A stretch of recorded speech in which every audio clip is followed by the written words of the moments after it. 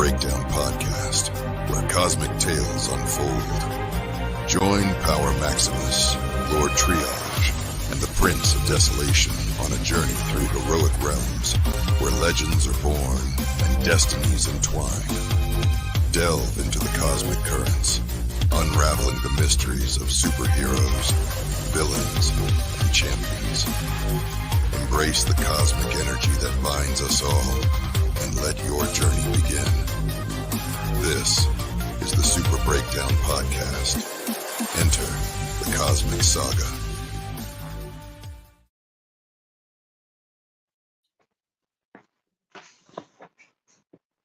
Welcome back to the Super Breakdown. We are back for another amazing episode of May the Force Be With You, May. I'm Power Maximus. We're here with everyone's favorite demigod, Lord Triage, and the Prince of Desolation, the founder of Desolation Gaming. Oh, we are back for another episode. We have an amazing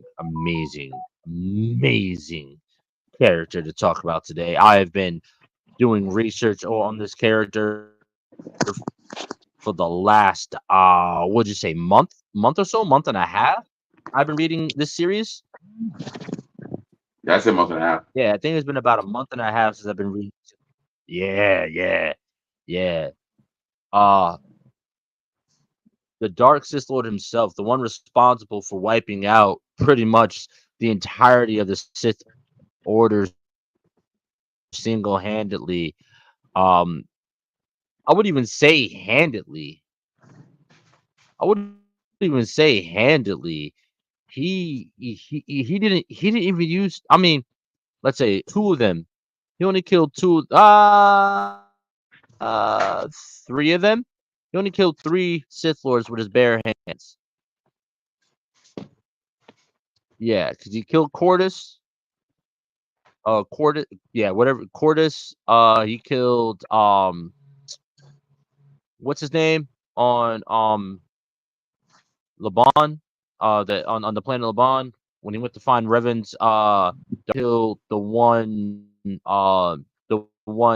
Jedi apprentice. Sorry, not Jedi. Sith apprentice. On Korriban.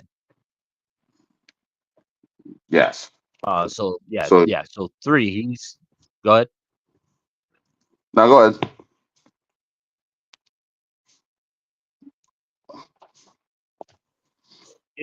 Yeah. So he's Sith single-handedly. The rest, he used the proper way of the dark side to destroy the rest, or at least get them to kill themselves by using deceit to get them to do what he wanted. We're talking about the Dark Sith Lord himself, the creator of the Rule of Two, Darth Bane. This man is a monster. But before we get into Darth Bane, there's a few things that's been going on within this last week or so. Bro, did you watch the finale? Are we all caught up on X-Men 97? Yes. I have. I am completely caught up. That's so you caught up? Yeah.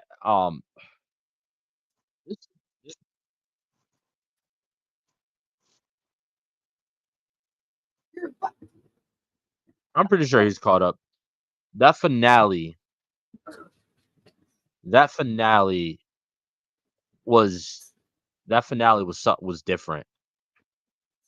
That finale was real different. So before I get into how I feel about it, what did you think about it, Triana? It made sense. Everything fell into place the way it should have. Like, we've already seen when it comes to the X-Men, there's certain characters you can't bet against. Jean Grey is definitely one of them. As much as I hate psionics, she is one of them. I'm mad that they fucking bitched Cable out the way they did, but it is what it is. Mm-hmm. I mean, it's nothing new, I guess.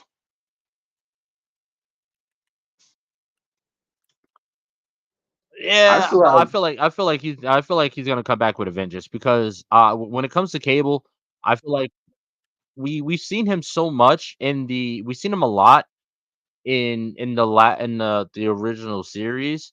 So I think this time they're like, all right, let's let him take a back seat real quick, and we're gonna have because they're about spoiler alert. They're about this next season. They're going to the future. They're going back to the future. No pun intended. So we're gonna see a lot more of him and Bishop, and them jumping through time to Jesus collect Christ. the X-Men.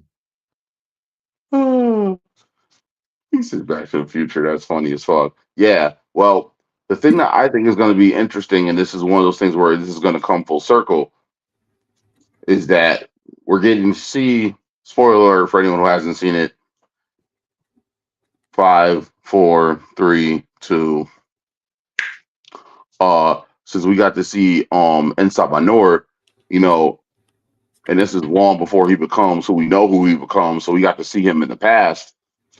And which is interesting because if the X-Men were sent back in time, are their interactions with him going to be what eventually turns him into who he becomes? That's what I'm thinking.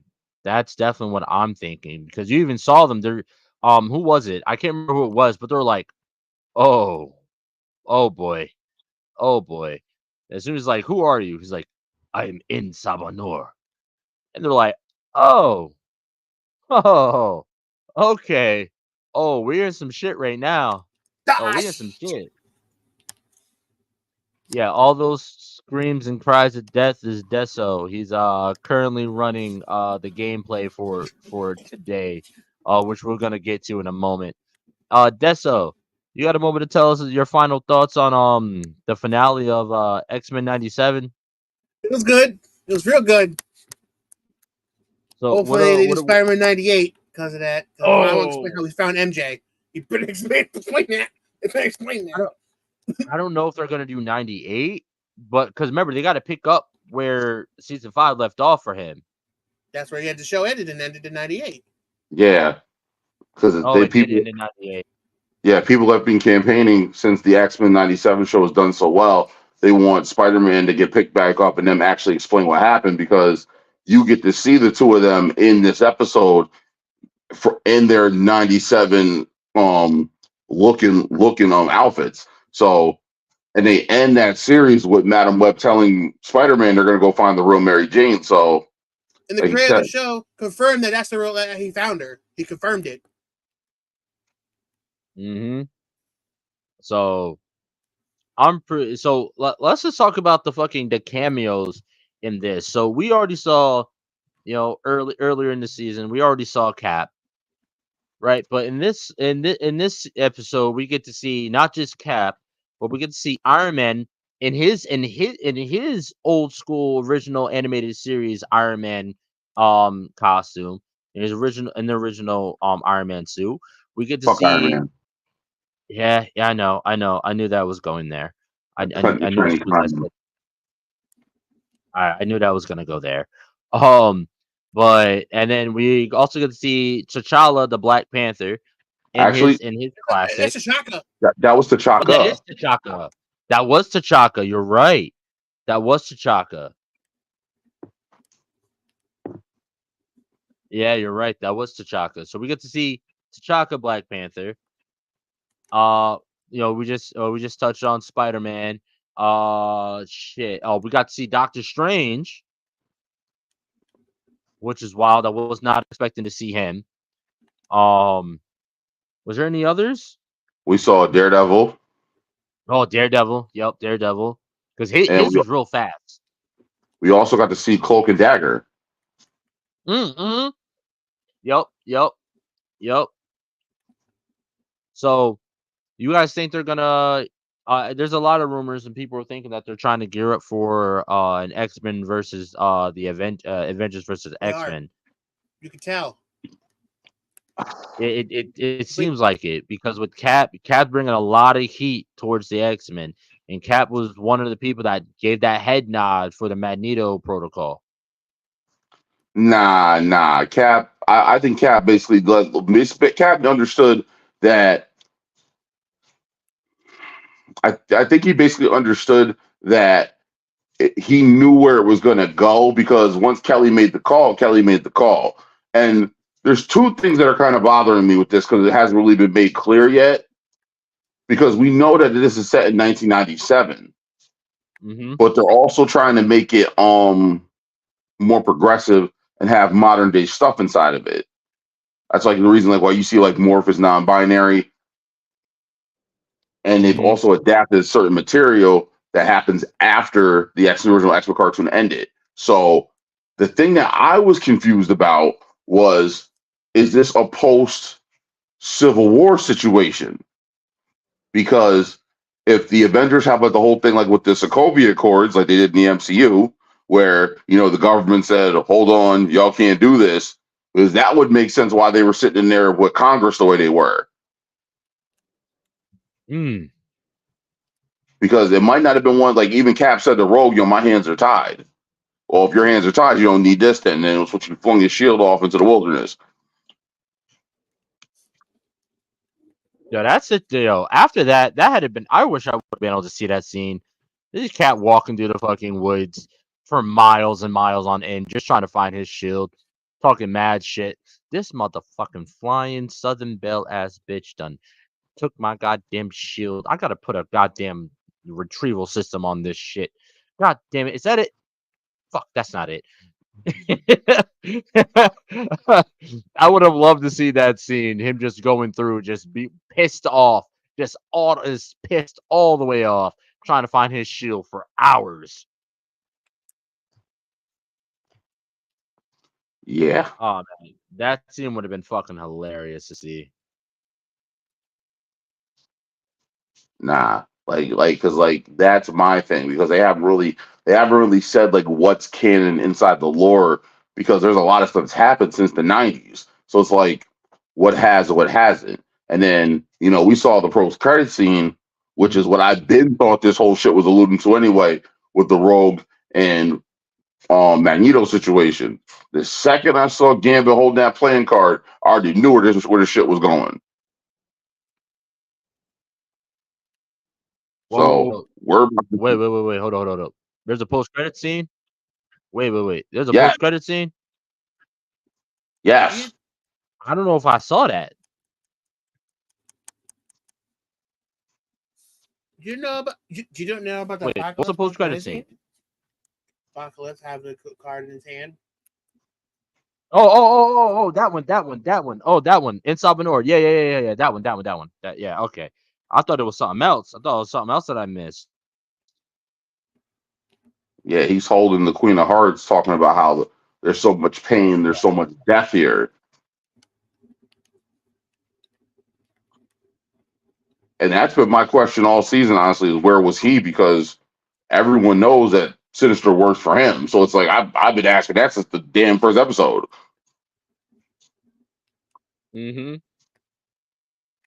So we're about to find out. And it would be, like I said, it would be wild if him meeting Xavier and Magneto in the past is what sets him on the path to do all this shit in the first place.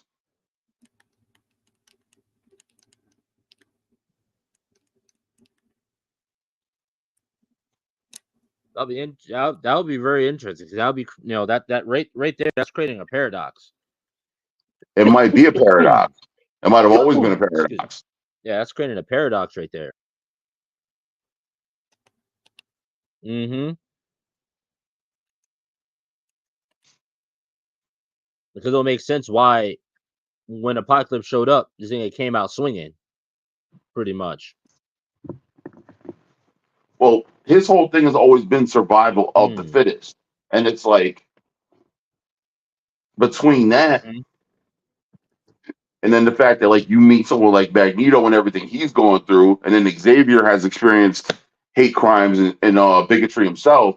So it's like, oh, so you're trying to tell me X amount of years into the future, like, we're still against the wall with our fists up dealing with the masses? Nah, I'm not jacking that. And then here's another thing. We don't even know who the fuck is chasing him. Oh, that's true. Yeah, because when he first found him, he was fighting off like 3 guards. Well, what looked like soldiers. Who the hell is in a position of power with that much control that they sent people after him, and he was actually having issues. My money is on Jonathan Majors, King the Conqueror. And clearly, we see him. This is all. Honestly, yeah. As soon as I saw him, as soon as I saw him in that, with it, without the blue skin and shit like that, I'm like, oh. As soon as I saw the mouth, I was like, oh shit, that's Apocalypse. But this is Apocalypse before anything. This is ancient Egypt Apocalypse. So that means Ramatut, right? Ramatut, that was his name. That's what he went by. King. I can't remember, honestly. I have to look it up. I want to say you're correct though. Yeah, because I remember when we did the Kang episode. If you haven't seen our Kang episode, it was pretty damn lit. It was pretty damn lit. Kang came to us from the future. He talked to us a real quick, let y'all know what the dealio was. He, let y'all know that the fuck prep time shirts go hard in the future. And we definitely did send him one. Because we don't want that smoke. But yeah, go check it out. It's on our YouTube. Definitely go check that out. But yeah, so as soon as I saw that, I was like, oh, that means Kang can't be far. Kang cannot be far behind. He's somewhere. He's close. Oh, we did see a quick cameo from Mr. Fantastic when Morph transformed into him to try to save Jubilee, to attempt to save Jubilee. So, I mean, that'll be really interesting because it would I would like to see them kind of like jumpstart a lot of these old Marvel cartoons, especially after what we see them doing with 97. It'll be interesting to see the time displaced Fantastic Four pop up like, oh, what the fuck, X-Men, the hell are y'all doing here, type shit. Well, I mean, it's also one of the things like where we're going to be jumping back and forth between past, present, and future. That leaves a big spectrum open because, as we know, Reed's son is one of the strongest mutants in the Marvel universe, and then Reed Richards himself is a descendant of Kang. So I mean, kind of writes itself. I thought Kang was the descendant of Reed. What? Or is that or I thought Kang was the descendant of Reed. I thought that was a paradoxical situation. No. So if I remember correctly, Kang is a descendant of Reed's father or grandfather. Oh yes, who went back in time traveling? Yes. Yeah. So like Reed and Kang. So Kang would be like either be his uncle or his either his uncle or his brother. If there's no Sweet Home Alabama shit going on. Jesus.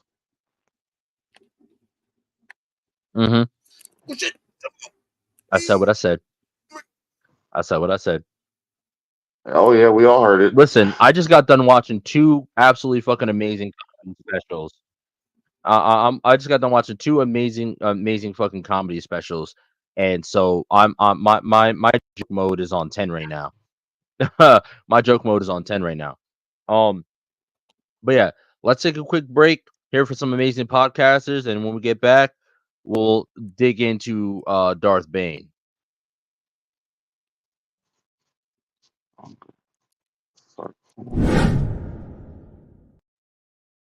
Going on, everybody? Lloyd Jones with Midnight Comics here, and we'd like to introduce you guys to our show, The Indie Breakdown, a show where we break down your favorite indie comic book characters' power, stats, and abilities, and get them ready for an eventual indie versus matchup. All Indie Breakdown episodes go live first on Spotify and on Patreon, with them eventually showing up on YouTube. So if you guys want to check out The Indie Breakdown and learn more from your favorite indie comic book creators, now's the time to do so. We hope you guys decide to tune in, and remember, until next time, midnight is coming.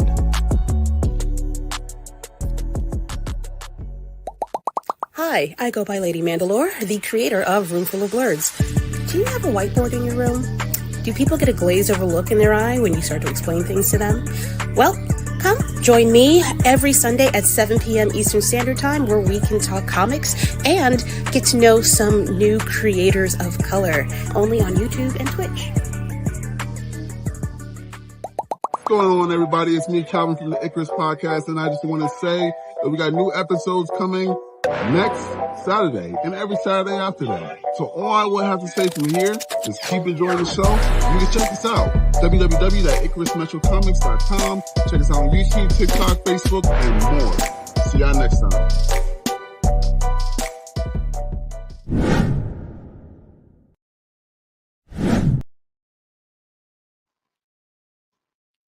All right, and we are back. All right, so yeah, we just definitely had to take a quick dig into into the finale of X-Men 97 and what we're pretty much what we're hoping happens. Because there's a lot man, that finale opened up a lot of doors. A lot of doors. So I'm interested to see what they about to do with it.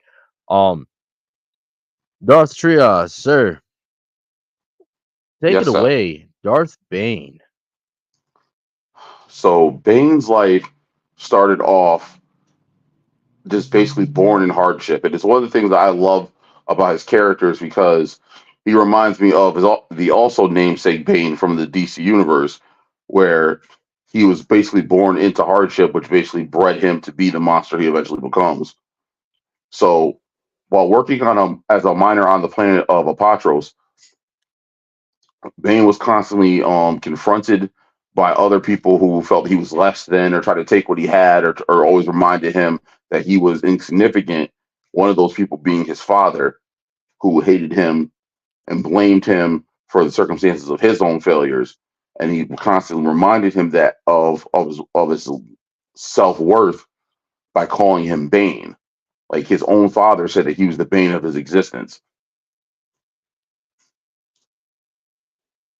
And this actually comes full circle where he was always verbally abusive to him or physically abusive to him. And it actually got to the point where Bane grew to hate him so much that he indirectly used the force to kill him, causing him to have a heart attack.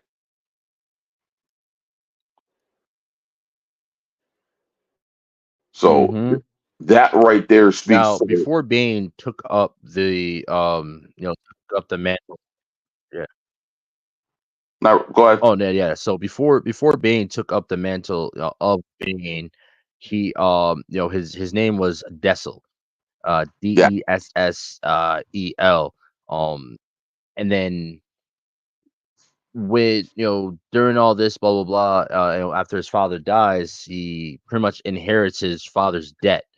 That's the reason why they were on the mining plan to work off a debt to the corporation, whatever. So he ends up not only having to deal with his own debt, but having to repay his father's debt. So this involved pretty much 12-hour days working in a mine, horrible air, horrible conditions, to the point where a miner that pretty much watched him grow up ends up kind of like pretty much confronting him in the mine and pretty much starting problems with him. Now, mind you, at this point, Dessel's like, how old would you say he is at that point? I would say he was probably I'd say late. he's like in his 20s or so. I'd say late teens, early 20s. And yeah. And so the miner pretty much starts pressing him, trying to take his area because his drill broke. Homie Dessel's like, nah, I'm not having that, bro. It's good. I can work this out. Mind you, this miner's drunk, and he's like, bro, I'm not trying to start no problems with you. Now, mind you, he's been beaten not just by his father, but also these other miners throughout his entire life living there. So, at this point, and especially working in the mines, this dude's already well over like 6 feet tall. And from working in the mines, he's like absolutely like his body has been muscle bound, chiseled muscles. He's literally pretty much all muscle, no fat or bone, pretty much. Well, he's all muscle and bone, no fat. So the guy's like, "Yo, listen, man, I'm not trying to have this." Next thing you know, they start scrapping, and um, Dessel's always as he grew up, he always realized that he had like this kind of precognitive ability or so, and it which allowed him to see pretty much where the situation was going. Now they start scrapping in his mind. Unfortunately, worst comes to first. Worst, Dessel ends up biting the dude's whole thumb off. Was it his thumb or was it his Yes. pink? Or yeah, it was his thumb because he tried to stab him he tried to like poke him in his eye, and Dessel saw it coming, ends up biting his thumb off. You know, with that being said, clearly he gets in trouble. He gets in a whole lot of trouble, uh, and pretty much gets suspended. So he's like, I'm gonna make some money some way, somehow, and decides, you know what, I'm not even gonna go home, not even gonna go to sleep. I'm gonna go to the bar, and I know that there's, some Republic dudes in here. They got mad bread. They're gonna be trying to gamble and shit. So let's see what I can get into. Goes to the bar, chilling, starts playing sabak, which is pretty much like poker, right? It's Yeah. kind of like uh 3 card poker, or along those lines of 2 card poker. And using his precognitive abilities, he pretty much, he's winning, he's losing, whatever. He starts, getting into it with this one dude. Next thing you know, it's just him and the dude at the sabak table trying to win it all. Mad credits on the line. So Dessel ends up winning. Not mind you, the Republic dude's drunk as a fish at this point. Ends up freaking the fuck out. Unbeknownst to Dessel, what he was doing is that he was using the dark side of the Force to kind of manipulate everyone's emotions at the table, and pretty much to throw them off their game. He didn't realize he was doing this. But what he also didn't realize, which was the bigger problem, is that he wasn't just affecting the people at the table. He was affecting everyone in the fucking bar. So when shit gets out of hand, the damn near is a fucking riot. This dude starts the Republic dude starts talking shit about the planet, starts talking shit about everyone on the planet. And mind you, this bar is filled with muscle bound diesel ass miners who don't give a shit about 2 shits about anybody who ain't from there. Even they don't give a shit about each other really. So now they Mhm. about to beat this motherfucker up, pretty much kill him. The bartender hops up, nah, fuck that, settle down, or everybody catching a bullet, everybody catching a blaster. So he's like, all right, everyone clear out, everyone clears out. So now the bartender's like, nah, not you, Dessel. You gonna sit here and you gonna wait till everyone go home, because 9 times out of 10 they probably out there waiting for you. So Dessel's like, you know what? That's good point. Good point. So he waits, he sits there, they're talking, they drinking and shit. So he's like, all right, it's time to go. On his way back home, he ends up getting ran down on by those Republic troopers and shit. Ends up killing one of them. Naturally, he's like, shit. This guy pretty much they got power. So his people gonna go back and tell him that I killed him and that's it. I'm over it. It's fucked. I'm going to jail. I'm gonna go to jail. So he ends up, going back to the bar. The bartender's like, yo, listen, bro. Only thing I can think is I know a guy that could help you out, but in order to help you out, you got to join the Sith, pretty much. So at this point in time, within a galaxy far, far away, this would be like the second big Sith war, Yes. Jedi war. Yeah, so this is the second big Sith Jedi war going on right now. So it's like, yo, you gotta join the Sith, because if not, it's over for you. That's so reluctantly, it's like, yo, fuck it. All right, I'm gonna go. I'm go for it. So after all this, we end up picking up with him, about a few years later, and now he's not a part of the Sith, but he's a part of their army, and he's a soldier. He's been using his precognitive abilities to win them battles, this and that. He's like a lieutenant kind of thing, kind of going on. Yeah, he's an- and the squad yeah, was called the Gloom Walkers. yeah, yeah. They were pretty much one of the baddest fucking squads that they had. Um, now they get now they're chilling. They're waiting to get orders to go on this mission. But now when they get the orders from their commander, who pretty much is a pussy. Pretty much is a pussy. He's really not with the smoke. He's So he gives them an order that don't sit right with Dessel or anybody. So he's like, "Yo, Cap, like, if we do this, we're all gonna die. Not we're not there's no the mission's not gonna be completed. You need to go tell the lords that we gotta wait." Cap's like, "Nah, fuck that. No, I'm not doing that. This is the order. This is what we're gonna do." So Dessel's like, "All right, well, fuck it." Ends up knocking him out. And it's like, "Yo, listen, either y'all can follow me and get in trouble with me, or y'all can leave, and y'all leave. That's cool. That's fine." But they all end up following him. They go to the job. They absolutely fucking crush the job, crush the mission. But by the time they get back, lo and behold, they got, pretty much court martial waiting for him.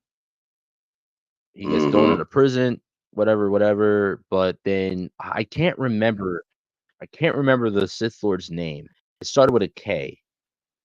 I'm pretty sure. I can't remember. It started with a K. And he was a Twi'lek. Mm-hmm. And he was like, yo, nah, let this kid out. He gonna bring him to Korriban. So Korriban was currently at that time was pretty much the how would you Triage, how would you describe Korriban? So I would describe it as it was a school for the Sith. It was one of the many schools for the Sith, and each school was for the Sith was different because there are different aspects of the dark side of the Force. Like there are those that can even ensnare the mind and control people that way. There are those who can bend the elements to their will. There are those that can go as far as projecting illusions and borderline Sith sorcery. Now, the school that I took that Dessel eventually goes to. I took that school as being more that was focused on guerrilla warfare and combat because that's what you see a lot of in Path of Destruction. Like if anything, the way that they Mm-hmm. showed the Sith and the Jedi going to war in this series was very different from all the other series. Because like in my mind, I thought they were out there in the middle of the jungle going full Viet Cong, man. Like this shit had like reading that shit sounded crazy. That's what I got. Yeah, that's what I got from it too. That's what I got from it too. Like, imagine Rambo, but with lightsabers. Yeah. That's kind of way I was imagining it.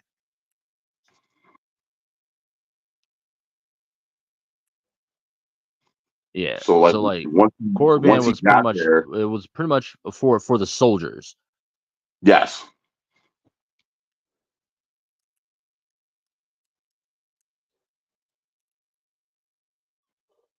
So like once he got Mm, there, you mm. see how he slowly So starts to take to the teachings. But the problem is that Bane always thought that he was special. He always thought that he was one in a million. But like once he gets spoken to by the Sith Lord about the fact that he's not so different, it actually bothered the shit out of him. But once he mm, learned that he had potential to be greater than what he was, he dove headlong into that. So the Sith Lord said to him, he was like, a new life requires a new name. So he was like, if you were to choose a new name for your new life, what would it be? And in that moment, he replayed everything that got said to him as a kid. Every time his father told him he was worthless, every time he told him he hated him, every time he said, "You are the bane of my existence." So he was going to take that fear, that anger, that hatred of that name and make it his own. So he looks up to the Sith Lord and goes, "My name is Bane. I am Bane of the Sith." And sure enough, he became Bane of the Sith.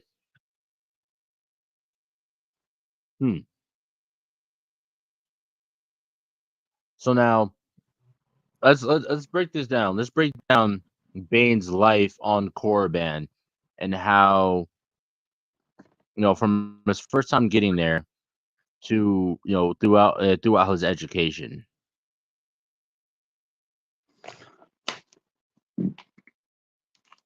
So amongst the Sith, there is a legend of something called the Sithari, which is supposed to be like this supreme being who is supposed to embody the very essence of the dark side.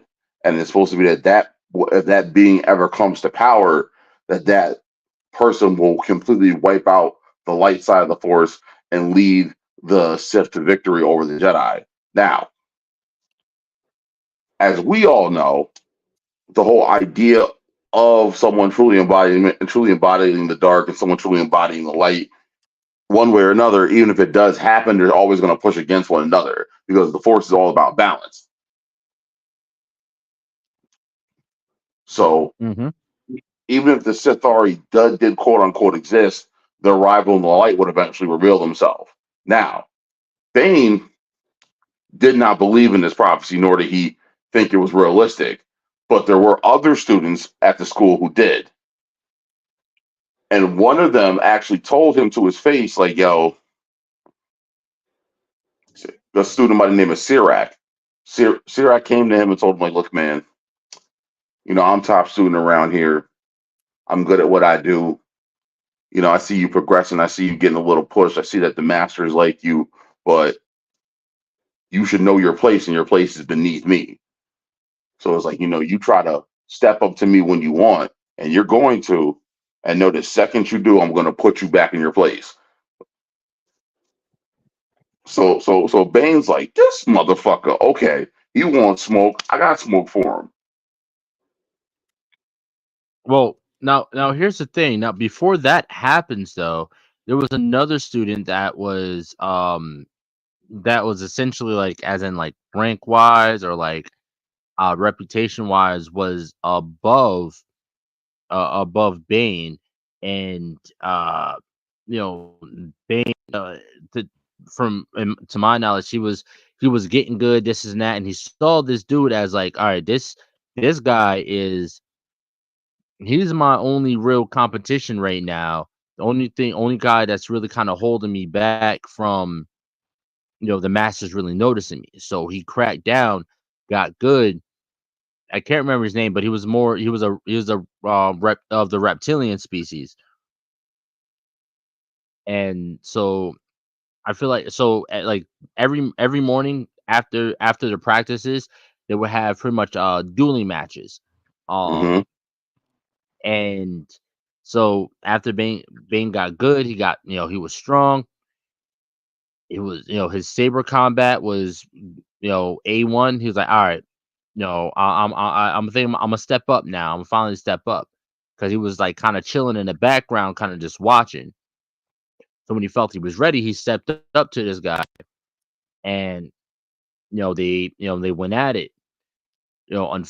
Things started to get real hairy. Homeboy started talking mad shit, coming out of his mouth sideways. And Bane didn't really take too kindly to that. So within their duel, pretty much, dude was talking shit. Bane ended up, gloves off, and pretty much it ends up using the force to snap this dude's neck and just murks him out. Now, one of the rules on Korriban is that, although they the lords and the masters of of Korriban, they promote friendly competition amongst their ranks. Killing another apprentice is against the rules. So Bane ends up murking this guy out in pure rage and hate and out of pure dark side. And so now they bring him to the headmaster of Korriban, and now Bane's thinking, "Oh shit, it's over for me. I fucked up. I didn't, I didn't really mean to kill homeboy. That's not really what I wanted to do." Because at this point, he hadn't killed anyone out of his own personal feelings, out of his own personal hate for the person. Anybody that he's killed up to that point had been purely based off orders. Or So reflex. yeah, or reflex. So, but Cordis, who was the headmaster of Corbin at that time, was like, you killed somebody. You killed an apprentice. We don't get down with that. But you showed true dark side potential in that moment. So check it out. Instead of punishing you, we're gonna we chalk it up to an accidental death during training. But within that, we're gonna help you out. We're gonna do this, do that, blah blah blah. Pretty much gave him more privileges and shit, and then he became pretty much the most feared student of the dark side. And that's when Cyrax or whatever the hell his name was, um ends up stepping to him like, "Oh, okay. Honestly, I thought homeboy that you killed was the one that was really gonna put me through my paces, but now I see it's you. So just know when you feel ready to take that step, like you said, then when you're feeling a little froggy, homeboy, jump. Feel free to leap, but I'm gonna be there to knock your ass back down. Yeah. I'm the true Sith here." Now, unfortunately, at this point, there was Bane had a lot of regret for killing this guy. Because again, like I said, he had never actually killed someone out of his own hate. So it ends up fucking with his dark side. It ends up fucking with his abilities in the Force, and then he just ends up going through no, they end up fighting, and pretty much the dude absolutely just pretty much beats his ass. Bane loses horribly, and after that kind of like crushed Bane's spirit. And like when I say this dude crushed Bane, I mean like had this man in a back to tank for what, 72 hours or so it was, Yeah. or maybe a little bit more than that. Yeah, but but between that time, he's like, fuck, if right now I don't have my powers, I don't have my abilities, my force is weak right now. Like if I fight this guy, he's gonna crush me. But if I don't do something, everyone's gonna see that I'm weak now, and they're gonna challenge me, and then I'm really gonna be fucked. Yeah, So that's when he steps up to him. Go ahead. I almost compared the school to being like almost like the students were like almost like being in a prison. Yeah, Like, yeah, oh no, it's like this nigga's sweet. Oh, okay, there's blood in the water now. Yeah, you done fucked up. Because rivalry and strife was accepted, but like you said, if someone happened to die, someone happened to die. But you couldn't just outright kill your competition. yeah. Because that was against the Lord Khan, who was pretty much the leader of the dark side of the Dark Brotherhood, which were pretty much he had turned the Sith into an army instead of individuals doing their own thing. He ended up turning the Sith into an army, and everyone was equals. Everyone worked together. Blah blah blah blah, blah, so on and so forth. Um, but Yeah, so killing they didn't want killing each other because that would just end up thinning their ranks.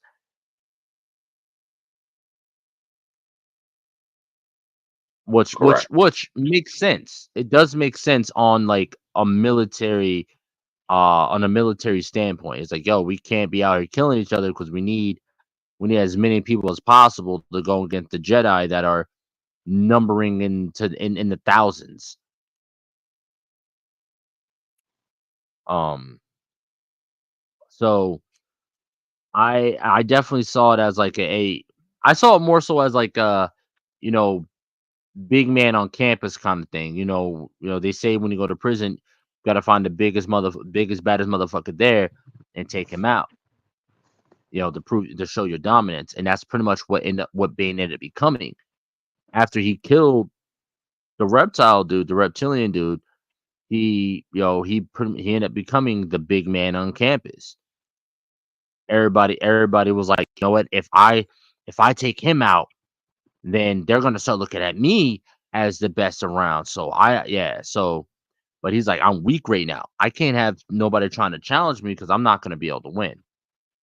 So I need to do my best. I may not be able to use the force, but I can definitely, probably use my lightsaber skills to take him out. But the problem with that was a big part of their training was using the force to predict where to pretty much guide their lightsaber and predict where their opponent's lightsaber is going to be. Without that, you're kind of just guessing, and it becomes just like a regular ass sword fight. And you can't be trying to sword fight with somebody that's gonna know where your sword's gonna be. And that's what was inevitably his downfall. Um, in his battle with Sidorak or whatever his name was, Sirac.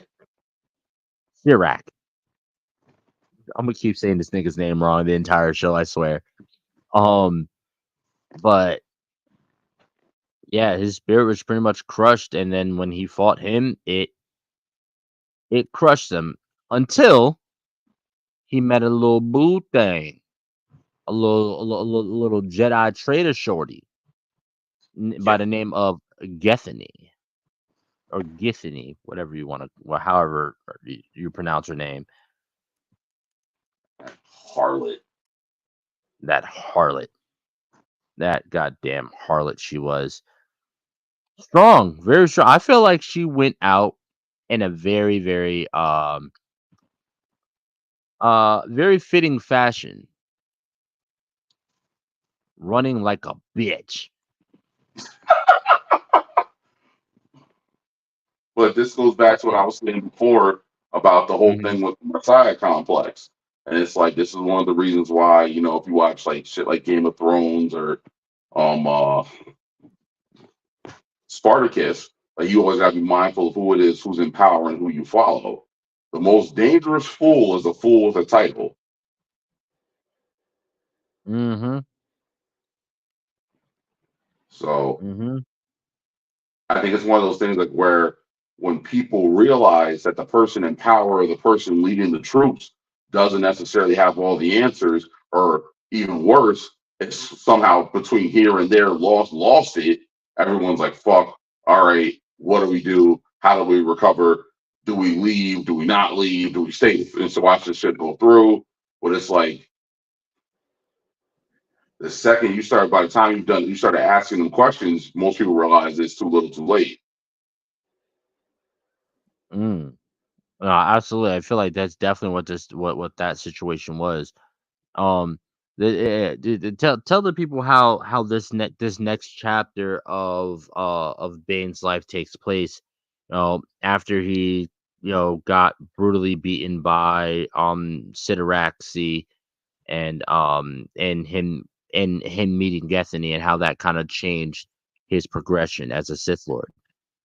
Well, the thing with Bane is that Bane. The thing I thought was so cool about his character was that every time Bane met adversity, excuse me, or someone struck a blow to him, his response was to double down get back to basics and build up the strength he needed to beat them or best them. And then he would also study his opponent. So it literally got to the point where all the other students, like, they would talk about him on his back, or they'd snicker when he walked by, like, oh yeah, no, Bane ain't as tough as he think he is. Yeah, Bane ain't as dangerous. Bane's not that nigga no more. So it's like, so he slowly started to notice this. And it's like how if the masters felt the same way, it was only a matter of time before he was swept aside. So he wasn't going to let that happen. So Bane basically doubled down with everything that he had to do. So if he wasn't sleeping or meditating, it was to the point where he was studying all the old Sith archives. And here's the wild part. Most of the students didn't do that. Even I'm the pretty sure masters none of didn't, them did. Yeah, I'm right? pretty sure none of them did. So it's like he was taking all these old lessons from masters long before him who did phenomenal things or wielded great power or changed the course of the Sith Empire to the point where he was learning lessons from them and applying it to the modern day studies or teachings that was going on. So it literally got to the point where the Blade Master, who instructed all of them in lightsaber combat, where Bane basically went to him and was like, yo, I know how this looks. I know how people had faith in me, and I don't want to be a disappointment. I need you to teach me on top of teaching me already. So it literally got to the point where Bane would spar with him for hours on end on top of his regular training, In the middle of the night. and it Because was like after it he literally lost to Sirac. Syphilis dude, pretty much the masters were like, you know what? Yeah, that. Yeah, him. The master's like, all right, he ain't got it no more. Fuck it. We're just gonna and the headmaster Cordis, Cordis already had a beef against the dude that brought Bane there to begin with. So with if Bane failed, Cordis took it as homeboy failed too, because he brought me a failed apprentice. So whatever, he failed, fuck it. He just pretty much wrote him off. So Bane was just like, you know what, fine, it's all right, write me off. It's okay, write me off. But I'm gonna do my thing. And that's when he went to the Blade Master, was like, yo, I want to take this motherfucker out. I'm not, no. I got way more fuel in the tank. He may have bested me in that moment, but nah, I got more in the tank. I got something for his ass, but I'm gonna need your help. And then now think about it. And oh my God, he played him so smooth with that shit. He was like, yo, listen, but think about it. Cordis don't like me. You don't like Cordis. So if I succeed, you succeed, and you get to rub that shit in Cordis's face. And he played the fuck on his pride and ego. Oh my God. I wish I could remember his name. I wish I could remember his name.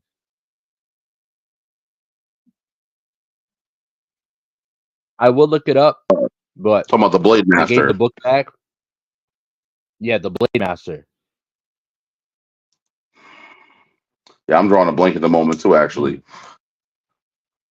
Yeah, I'm pretty sure it started with a K or something. But so the Blades Master is like, listen, they can't see me training you if we do this. But they do, I'm in some shit and you're in some shit. I've been forbidden to even fucking talk to you or work with you. So we're gonna have to do this shit underneath the cover at night. So even though, like you said, he was doing all his regular daily training, he'd take like maybe 3-4 hours.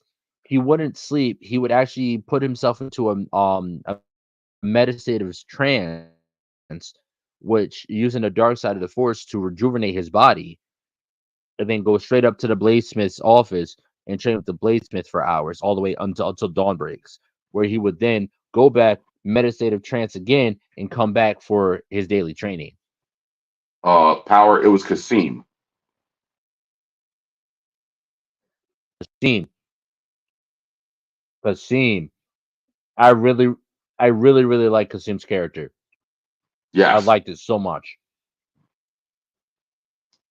And the other thing that was really interesting was the way that they sparred because they didn't use lightsabers. They used blades that were covered in like a numbing agent. So like the second you got struck, it made your arm basically feel like it fell off, or your leg feel like it went to sleep. Because it was like it was a poison.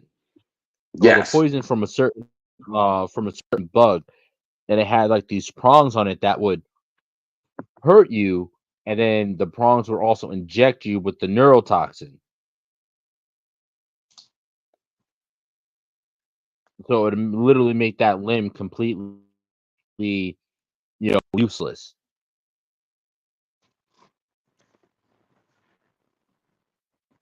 Big facts. Sorry, I'm eating vodka infused pineapples right now. So if you hear some munching in the microphone, I do apologize in advance. Yeah, we know what you're over there eating, nigga. um, but now while he was also training with Kasim by night, before that, before he would go see Kasim, he would end up meeting up with Gethany because Gethany was or Gethany, whatever her name is. Gethany was also she was very strong in the Force. She was a Jedi, pretty much a Jedi trader, and so she ended up feeding pretty much Jedi plans and shit like that to the Sith. And so when she got there, she was already kind of fucking with the dark side, fucking with the secrecy and deceit. She herself was just as ambitious as Bane and wanted to grow her powers, become stronger. She was down with the shits of pretty much fooling everyone. And so because she was being trained by the masters and the masters wouldn't train him, he had her start to train him, and she only trained him because she saw that he was the only one that stood a chance against chlamydia dude. um and so she's like, all right, well, if I get Bane back up to par, he'll take out chlamydia dude, and then I will take out Bane and I'll be at the top. Fortunately for Bane, he wasn't that stupid. He as growing up, he heard Bell Biv DeVoe poison. Never trust a big butt and a smile. He heard that shit and he felt that shit. He's like, I ain't trusting this bitch, but you know what? She can help me, and I'll let her think that I'm helping her by her helping me. So I'm gonna get her to train me in whatever the masters are training her.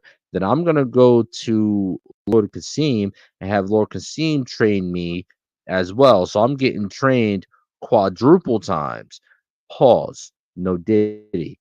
Um.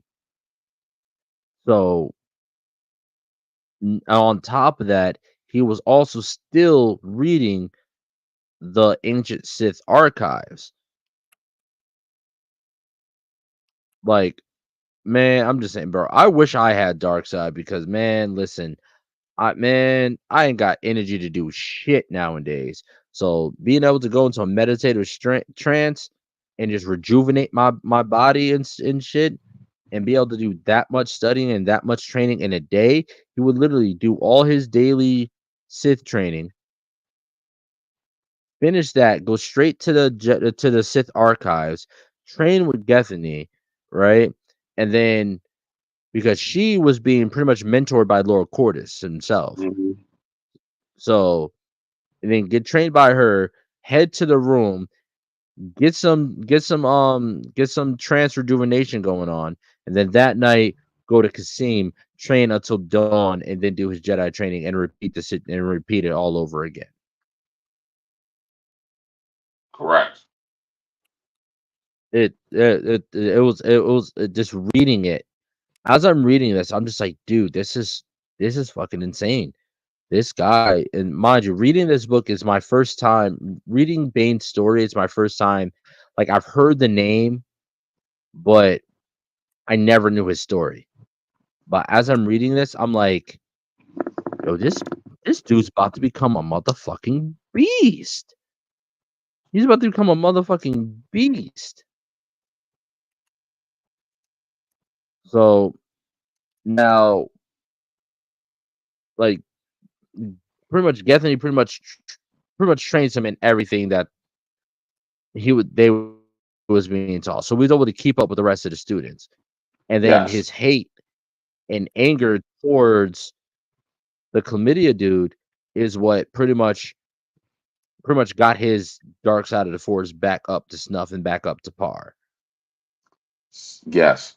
So Giffany actually did believe in the idea of the Sidari. So one of the things that she was concerned about was that Sirac might be a rival that she had to contend with her, that she might have to contend with herself. So instead of her killing him, her goal was to get Bane to take care of it, and then that way she can still keep her potential and her knowledge in the shadows. Because the second Bane took care of him, she would, if she needed to, she knew she could kill Bane because Bane had feelings for her.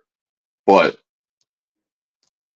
the wild part about this whole thing is that Bane's potential, on top of the fact that everything he had did to hone his skill, made him twice as more dangerous than she could imagine. The thing that really gave her perspective was there's a scene in the book where he's meditating and she walks into the room and it's literally like sitting in the middle of a thunderstorm. And she has a realization. She's like, holy shit. And pretty much she had taught him force lightning because she was taught force lightning by the masters. And she's like, whoa, this is fucking crazy. I literally just taught him this shit last night and he's already surpassed me. And it took me a week. No, it took her like a month to get it down, to get force lightning down. Yeah, she taught him like what it was either like a week ago or a night or whatever, but it was a way short amount of time than it took her. She's like, holy shit, he's surpassed me in something that I literally just taught him that took me mad long to learn. Is he playing me? Nah, he can't be. There's no way that he's really playing me. And that's really and that's really when it sets in that, hold on.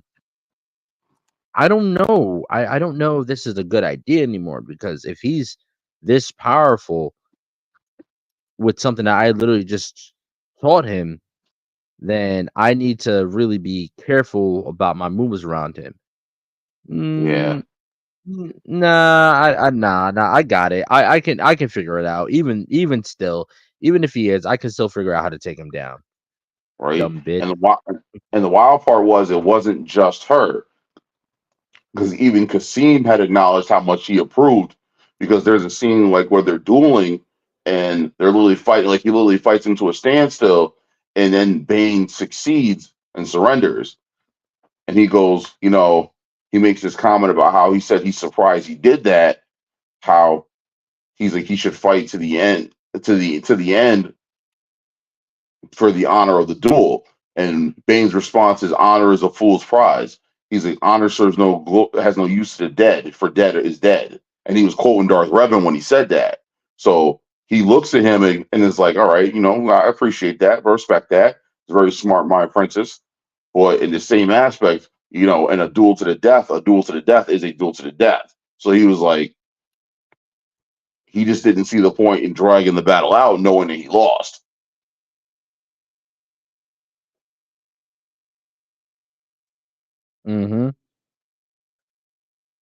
So at this point, like, everything starts to slowly come together at this point. And then I'm pretty sure, and then he gets to something. Bane pretty much figures out what Gethany's plan is. Well, what she's really planning to do. She's planning to pretty much get him to do her dirty work and then turn on him. And he's like, I'm gonna force this bitch's hand. He pretty much ends up forcing her hand and sets everything in motion sooner than she had planned, which throws her all the way the fuck off. He's back up to par.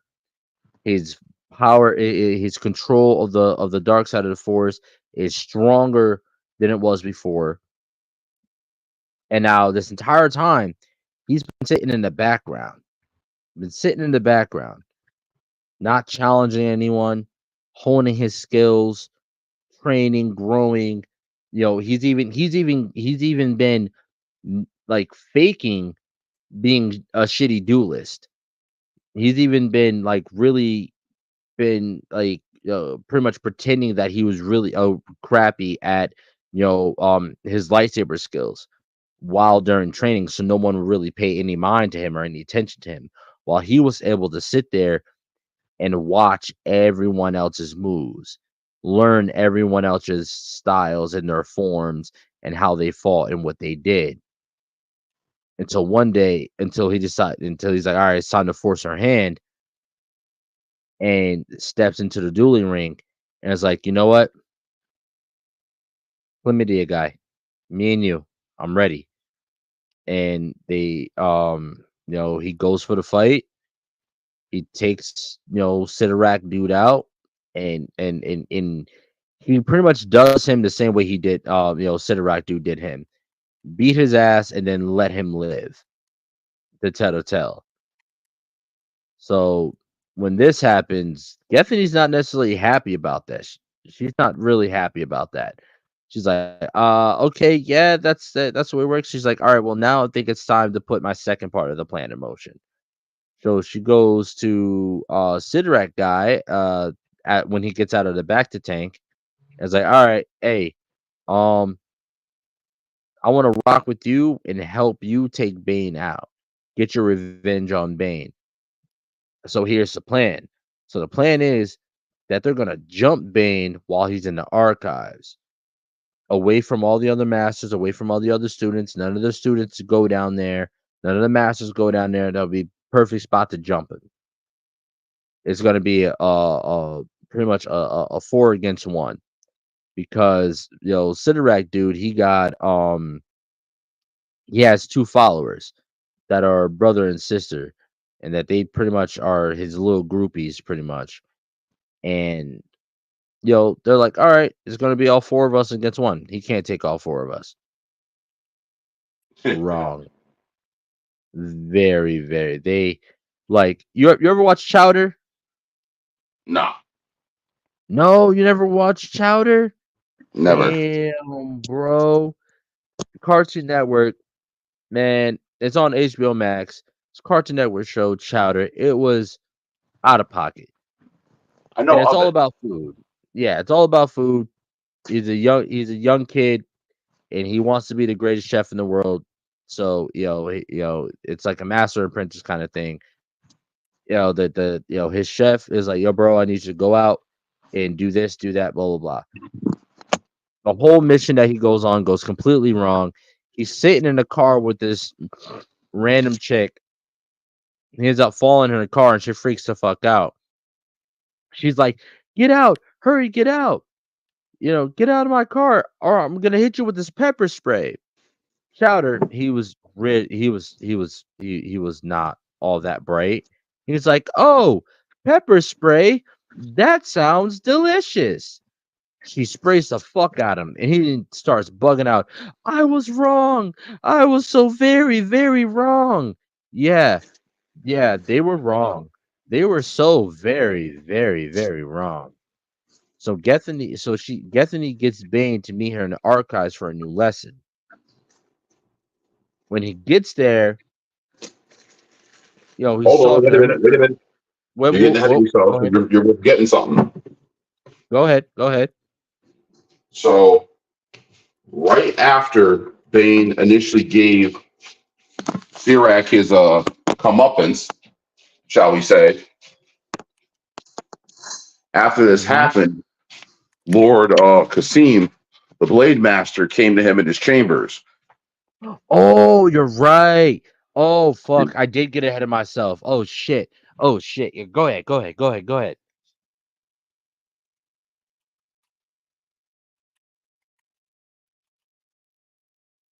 Yep. Now, he realized that the saber hilt was curved, like Dooku's was, and he said that the curved hilt was specifically meant for dueling, and it would complement his style. Hold on. Wait a minute. You cut out. You cut out real quick. Hold on. So for those of you who didn't hear the first part of it, before all this happens, Kasim comes to him and grants him it grants him a lightsaber. The lightsaber was Kasim's master's lightsaber. And he pretty much gifts it to him, saying like, "Yo, listen, your abilities have excelled far beyond what was expected of you. You deserve this shit." And gives him his saber. And Mm-hmm. then go ahead. And then he says that Bane notices that the hilt is curved, and when he asks about the curved hilt, he says that it was the way his master fought. The curved hilt would complement his fighting style. And that's one of the reasons why he was giving the same weapon to Bane, because he knew how Bane fought, because he's the one that trained him. So when Bane ignited the lightsaber and went through his routines and then turned it back off, he thanked him for the blade and then asked him why he had it. And he said that he took it from his master after he killed him. And then Bane asked him, like, why did you kill him? And he's like, I did it as a test of my own skill. So Bane nods and then looks at him, and he was like, yeah, don't think about it. He's like, yeah, don't think that while I acknowledge your strength does not mean that you're strong enough to take me on. That'd be a mistake. He was like, I may have taught you everything you know, but I haven't taught you everything I know.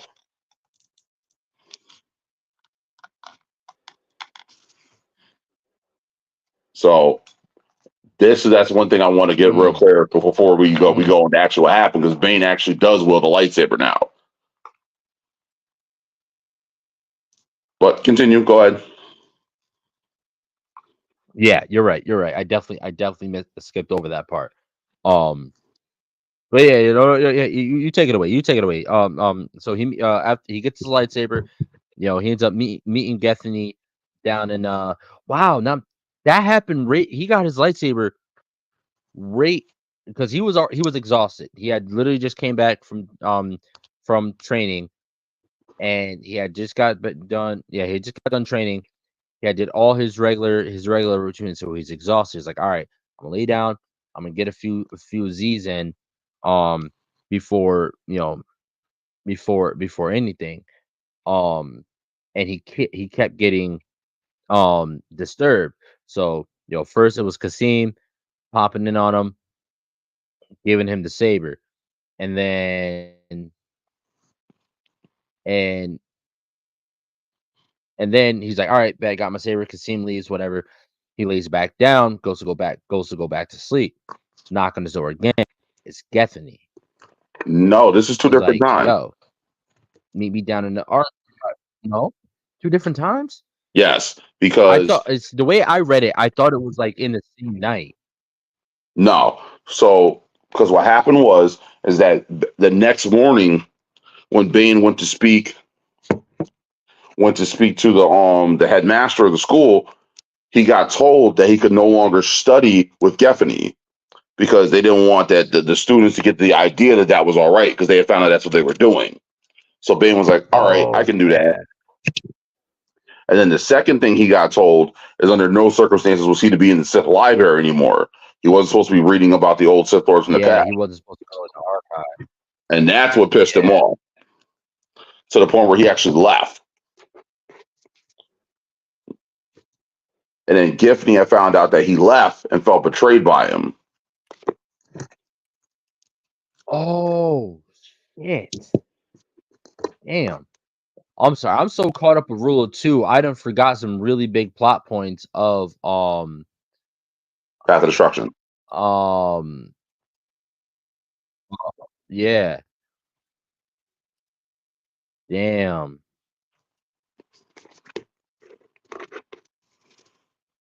Damn. Fuck. Yeah, I'm sorry. It is because this is so much that happens because Rule of Two literally picks up right at the end of Path of Destruction. So it's literally just a line going straight through.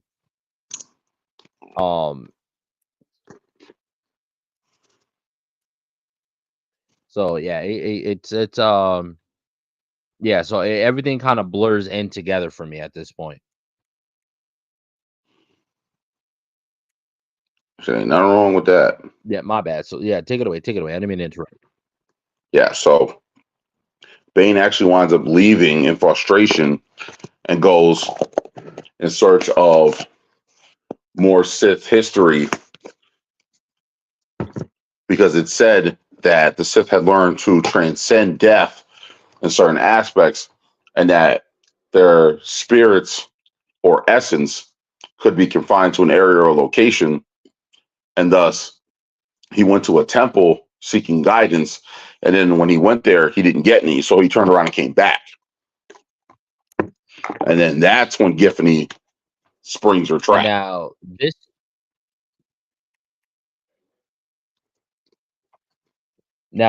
this journey is very this journey that he takes is very important. It takes him like what, a week?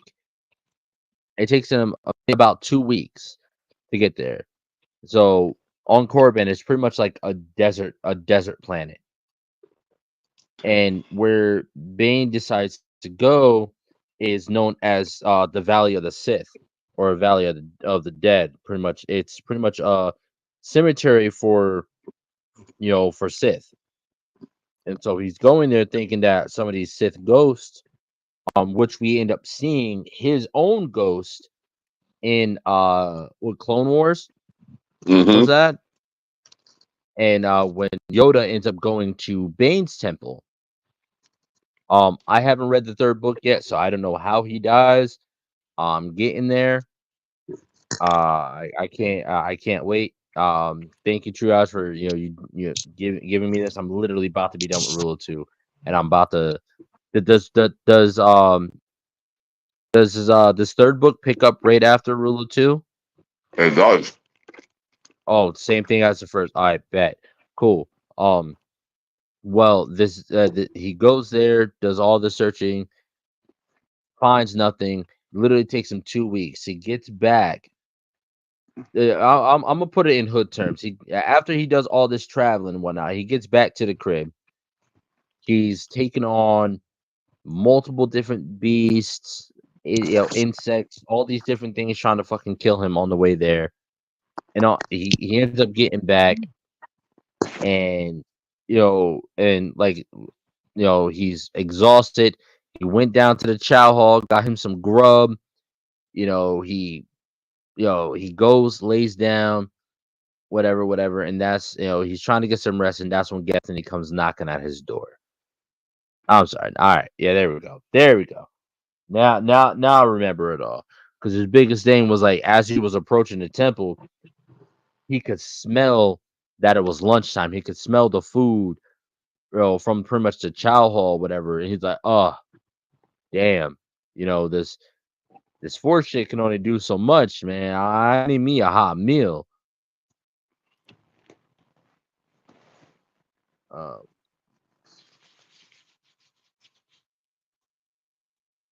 Yeah, because he had grown so strong in the Force that he's actually able to use the Force to stave off his hunger and his dehydration from his time out in the wilderness. And even then, that right there is a testament, because we hear about Darth Lord Plagueis, which I plan on reading his book after I finish this. And he, it said that he was able to pretty much use the dark side of the Force to transcend death in itself and become immortal, which we also see within this book. We also hear legends of another Sith Lord that was able to do that as well. So that really is a testament to pretty much how strong Bane is. Still, mind you, still in training, how strong he is within the fourth. Did I say fourth or force? Force. Either way. Um, either way, yeah. So, take it from here. So, Gethany knocks on his door, and they start talking. Mind you, everyone, he's been forbidden to really fucks with Gethany anymore, and he's been forbidden to go to the library anymore. Yeah, so she basically lures him down to a trap where uh Sirac and the other two Twi'leks that followed him around basically all wielding lightsabers ignite them and try to attack him. So Bane, unfazed, unintimidated, basically tells all of them, like, yo, is this sure? Are y'all really sure this is what y'all want to do? I'm telling you right now, if this shit falls, all the falls through to its conclusion, everyone's gonna be upset in this room but me. But he wasn't speaking to the Twi'lek, he was speaking to Gethany. That's the wild part. So just Yeah, he's like, before the are you fight sure, started, Shorty? like, are you sure? Just before the fight starts, Bane sticks out his hand and she throws him his lightsaber. And then he proceeds to hold his own against Sirac. And then in the process of doing this, Gethany, and this is something else that I thought that was interesting because we have not seen this nowhere else in anime or live action. Nowhere. Gethany Nowhere. used a whip, not a saber. Her lightsaber was a fucking whip. She was so strong in the force that she was able to pretty much bend her lightsaber into a whip. It is said in the Book of Sith that it is usually done by customizing the lightsaber hilt and using more than one crystal. It's usually done with 3. So while Bane is in the middle of his Hold on, duel, you cut out there. Say that again. I said that it is said in the Book of Sith that the lightsaber hilt is customized to hold 3 kyber crystals, and the 3 crystals are what allow the blade to move and bend instead of it being translucent and solid.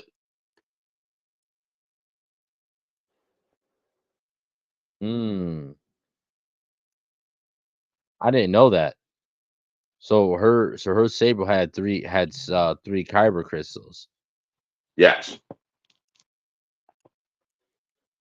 That's quite interesting. And here's another thing. Since Gethany was already a part of the Sith Order, she already had that lightsaber. Mm-hmm. So now here's my question when it comes to Gethany. Now is that the lightsaber that she brought from the Jedi Order, and it just gave, and that's what she was using, or was because anytime I've seen illustrations of her before with her whip, and it's like a pink. So I'm like, all right. So is she still using the same saber that the Jedi gave her, or did she reconstruct a new saber, the same style, using the artificial kyber crystals that the Sith normally use, or did she bleed her crystals? Because normally Mm-hmm. bleeding kyber crystals is what a Jedi does when they go to the dark side. Yes, they dump their paint into the crystal, which causes the crystal to change from their color, whether it be blue, green, yellow, to red. Yes. So it's never explained in the book, and as far as I know, it's never really mentioned. But I took from it that when she, excuse me, when she actually became a student at the school, that she switched them out for artificial ones, because there have been Jedi who have used non-traditional colored lightsabers, such as purple, yellow, teal. We've seen all different kinds of colors, but it was never really explained. Like what the difference or what the meanings were. Yes. So, like, blue is usually used by a guardian and someone who is strong in lightsaber Strong in combat. the Green is Force. someone who knows well of the living Oh. force. I know that. And then yellow was used more so by the Jedi sentries or Yes. sentinels. And then purple is often depicted by those who can find somewhat of a balance within their own and tap into their own darkness during their combat. I.e., Mace Windu. He's the only person that we've ever seen with a purple lightsaber. I definitely think Fun Cal fact for Kestis those needs who don't one. know. Oh, Kel definitely needs one. And so- Galen Merrick. Oh yeah. Oh yeah. Yeah. For anyone who I hasn't, think- please check out our I episode think- about Star Killer.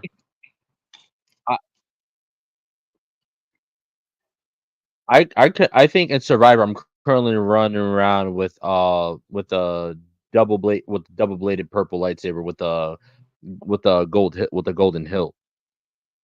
Mm. I think that's what I'm running around with right now in Survivor. But yeah, I really wish they would give us a solid explanation, because even though this information was put out there, it was also told by George. But then George Lucas also said that lightsaber color really doesn't mean anything. So it's like, all right, well, what is it? And clearly, this is a big problem that we currently having within the years of Star Wars, at least after the prequels and the really, really shitty sequels.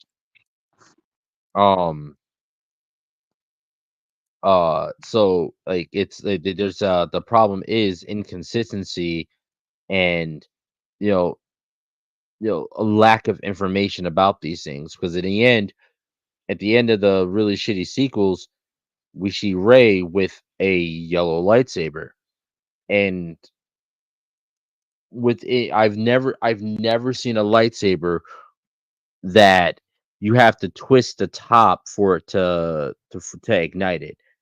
Every time I've seen it, every time I see every lightsaber I've ever seen had a red button on it.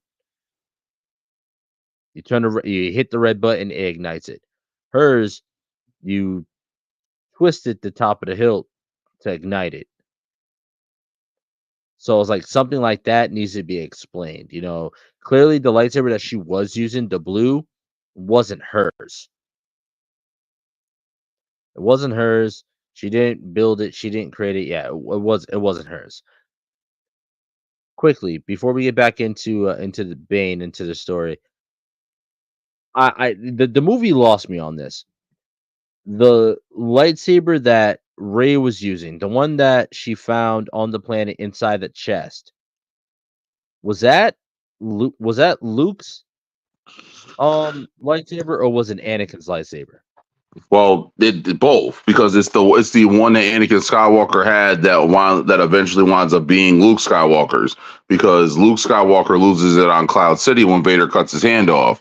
But it never made sense why that saber called out to her, because she's not a Skywalker. So it's like that made no sense.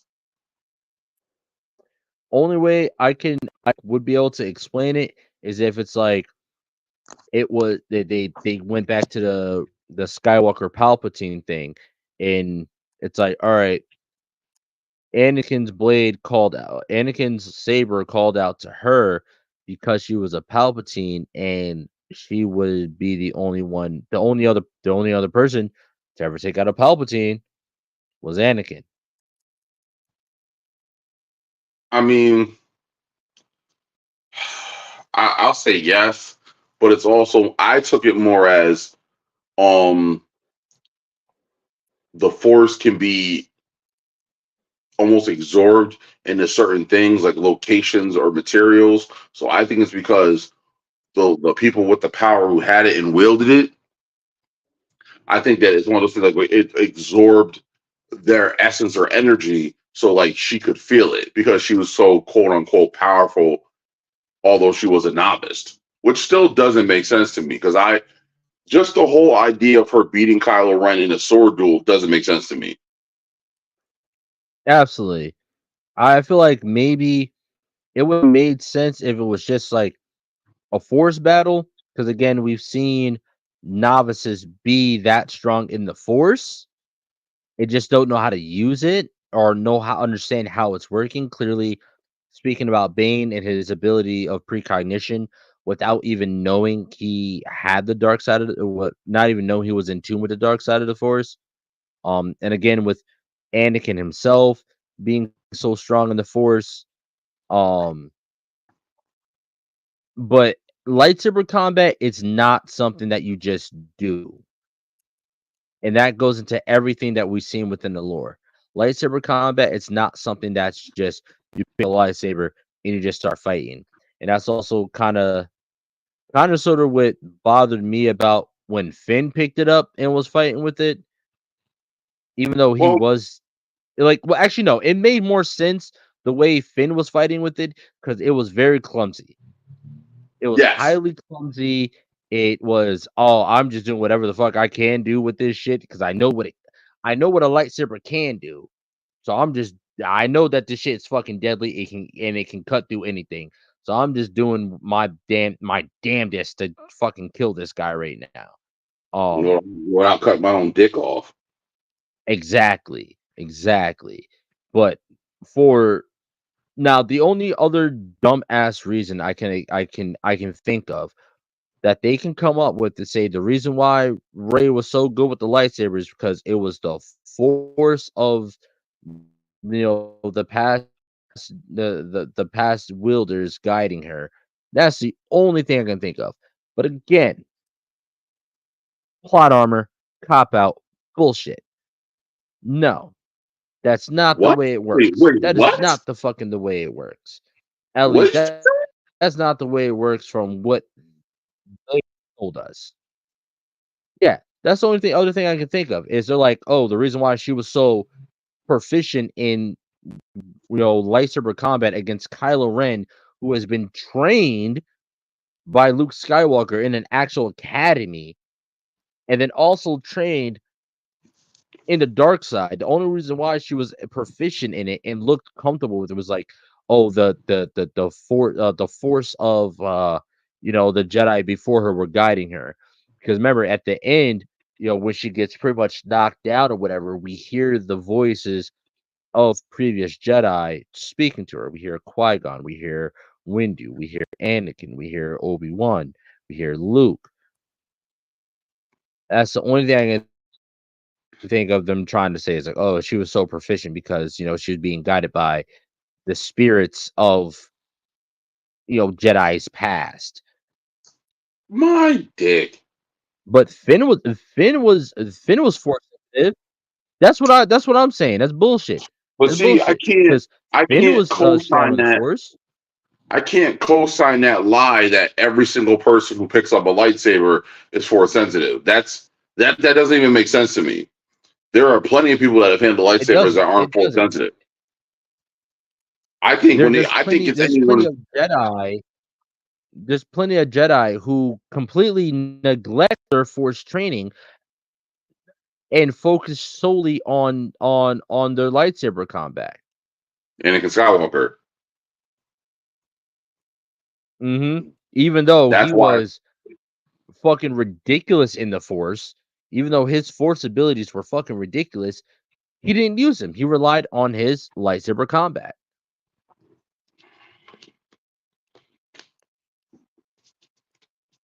No.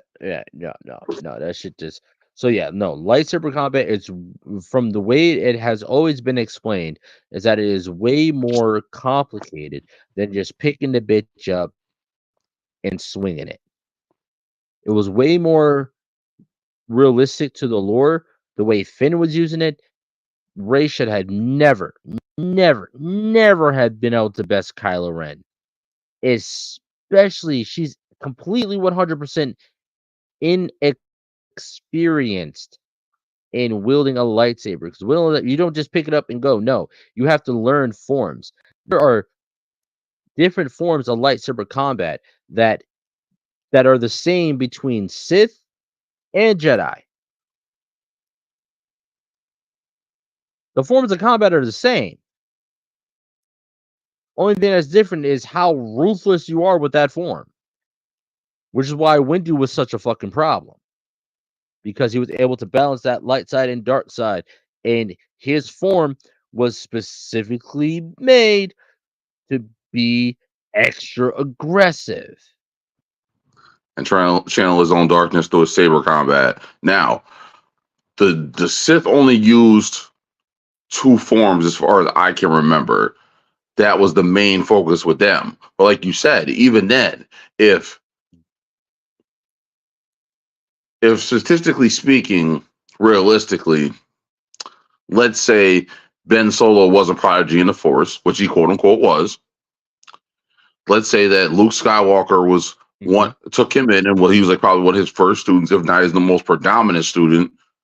So, which means he's trained him probably since he was 10, if not older. Because Anakin Skywalker was 9. They said that he was too old to begin his training. So, which means he would have took him and started training him at a much younger than that. So he's trained him probably for over a decade in the shit he needs to know, let alone lightsaber combat. So she picks up a lightsaber once and bests him. That doesn't even fucking make sense. None whatsoever.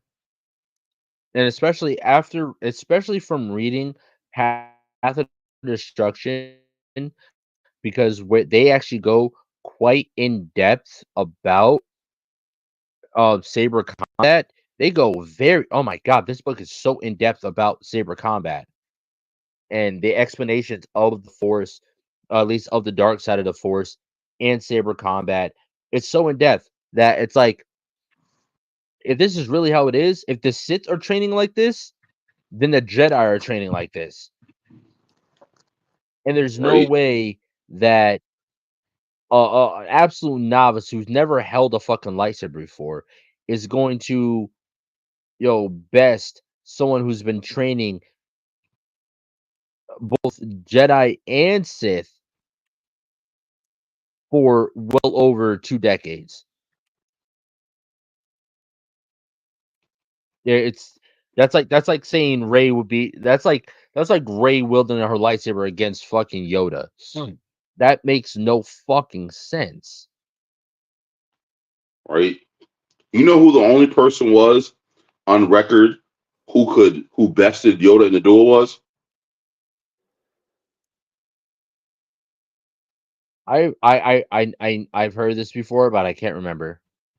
It was Plo Koon. Yes. Yep.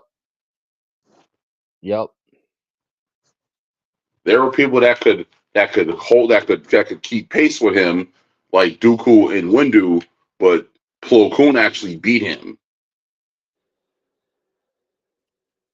And as far as I know, he's the only one to do it, unless we're counting Sidious as a win, but I don't. I don't count that as a win. Yeah, I don't count that as a win. I count that as Yoda realized that there was a much bigger role for him to play, and thus, the same thing. It was. I see it as the same situation between Bane and Kasim. Bane Saul's like, yo, listen, this is dragging out too much. There's other shit that I need to be doing, and this is not a battle that is going to be won in this moment in time. There's a much larger battle to be played. There's a much larger game to be played here, and I'm not gonna overexert myself to the point of my death.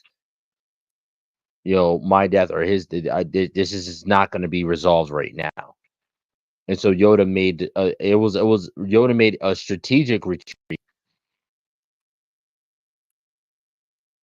It wasn't I lost, I need to run away. No, it was a strategic retreat. Like, hold on, there's the Jedi are dying all around, because this is the way I see it. a big difference between the dark side and the light side of the Force is while the dark side of the Force is pretty much the strength of one, though, or more so the strength of two. You know what I mean? The one person to truly embody the dark side of the Force.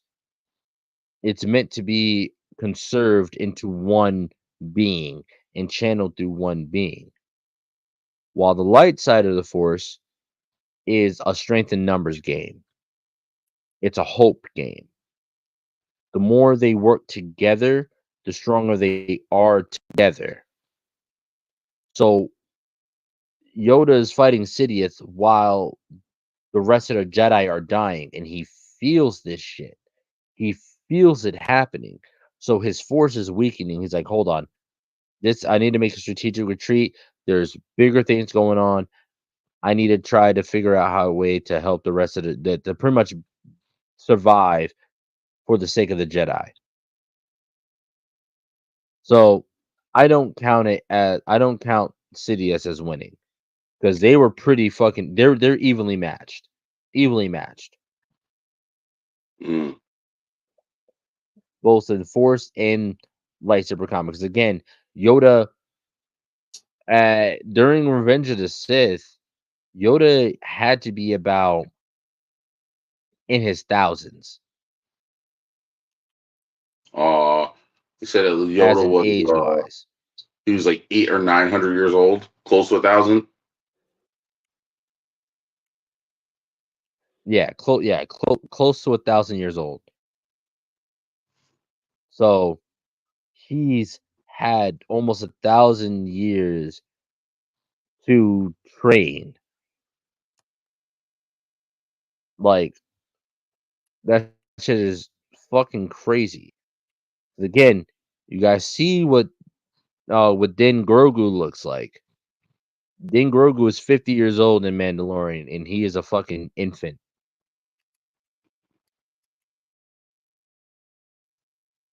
Mm. This man was going on 1,000. So, and for him and Sidious to be pretty much evenly matched, there was more going on in that fight than just them going at it. Well, if you watch Revenge of the So, Sith, it's one of the reasons why if you notice, after a while, Sidious stopped using his lightsaber and started using the Force because he realized that he wasn't going to get the upper hand in a saber duel. mm-hmm. But we're getting off subject. Yep. Yeah, Yoda just had way more. Yeah, we're getting way off topic. Way off topic. But yeah, no, this.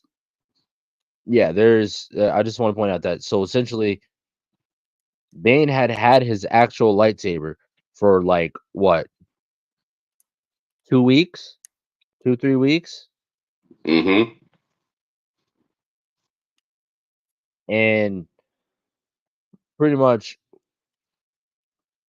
he had already within those 2 3 weeks, he had taken on beasts that were pretty much feral and trying to take his fucking head off for 2 weeks. He wouldn't do that shit. 2 weeks straight, do that shit out there on his own, surviving on his own in a absolutely 100% inhospitable world outside of the academy. Comes back and immediately has to get into a duel with 3 lightsaber wielding opponents. And this nigga doesn't break a sweat. He doesn't say no And wild then the shit. rest He doesn't is complain. He just lets it be it's just known that it was like a fucking Captain America in the fucking elevator scene. Leans over. said, Are you guys ready for this? Sure you want to do this? so before we start, does anyone want to leave? Plain and simple. I'm just saying. Shit about to get crazy. I'm giving you a warning now. But once we start, there ain't no leaving. There's one way in and one way out of this motherfucker. And y'all already done came in. So yeah, so yeah. Oh man. So go ahead. I'm sorry. We definitely got out topic with that. But go ahead. So what ends up happening? What ends up happening in this library? Mind you, libraries are supposed to be quiet. This was not quiet.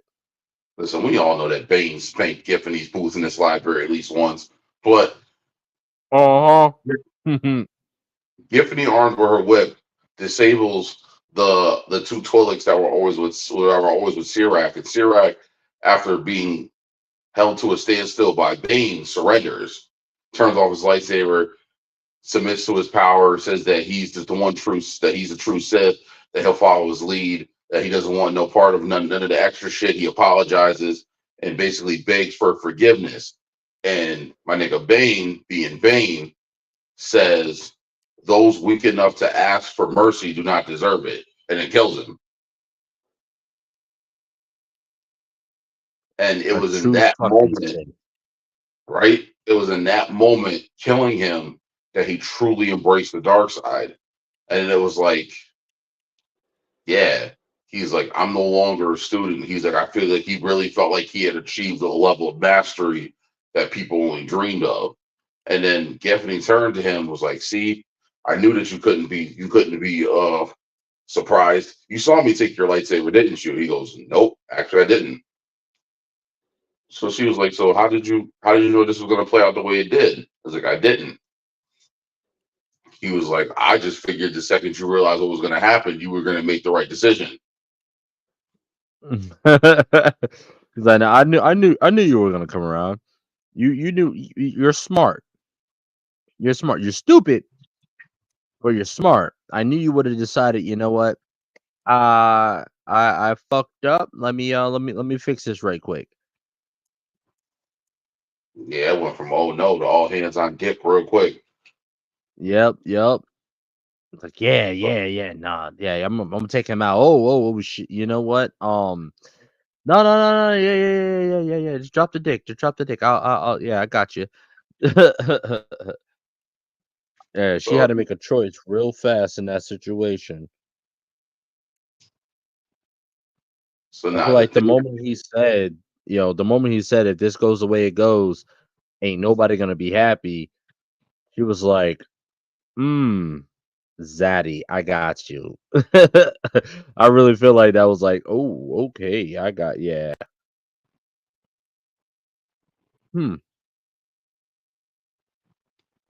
I mean, I'm just saying he let it be known real quick, like yo, this shit's about to get real sweet in the hood. You better be on the right side. Don't do it. Yo, this drink really ain't hitting the way it usually be hitting. Yeah, you talking about your Terramana tequila? Nah, unfortunately, I ain't got none today. I'm still drinking this Svedka shit from like the last week. It not hitting like normal. But yeah. Well, hold up. Yeah, hold up. Well, let's hurry up and get through this because we got a lot more of this man's story to go through. Hold on, because we're not even finished with the first. This is literally like not even halfway through the first book. Not even halfway through the first book. So let's run this. Let's run this real quick. Wait. All right, take the quick. Wait, say it again. I'm just realizing I'm looking at the time, and we're not even halfway through the first book. Right. So yeah, after so after this whole thing happens, Bane goes to Master Cordis, who was in charge of the school. And instead of Bane actually having a conversation with this nigga kicks the door in and basically rolls up on him like, yo, son, so you said Sirac killed me? He's like, what? Sirac's dead? He's like, yeah. Him and his useless flunkies. And he's like, Bane. He's like, we were on the eve of war against the Jedi, and you're killing promising recruits. He was like, my nigga, he came in wanting all the smoke, and this is what happened. What was I supposed to do? Mm-hmm. So in this moment, Bane basically decides that the teachings of the school on Corbin are not for him. That he feels that them looking at each other as equals makes him complacent and weak, and basically says that he's done and leaves. Because earlier in the book, Bane asked the Blade Master Kasim, Him. he asked him why didn't they use the term Darth anymore? They did the none of the Sith used the title of Darth. So he asked him why was that? And he said that the title was no longer used because it made them easy to spot amongst the Jedi, and it invited strife and turmoil to whoever held the title. So Bane's whole thing was like the first code of the Sith, as we know, peace is a lie. There's only There's only passion. passion. So by basically he told him that anyone who holds the title of Darth will never have any peace of mind or peace of himself. But Bane's like, that's the whole idea of our teaching, peace is a lie. So it's like what he realizes the reason why they didn't use the title of Darth is because they were afraid to. Mm. So he was like, so in that moment he goes, I'm over this shit. I'm done. Fuck y'all niggas. I'm out.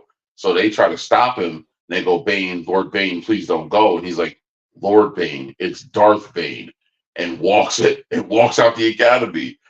So everyone's watching this shit like, yo, do we stop this nigga? Do we say something to him? Like, and then, but after everything he's just done the last few weeks, there's no one who can even challenge him outside of one of the masters. And even the masters weren't sure if they could take him.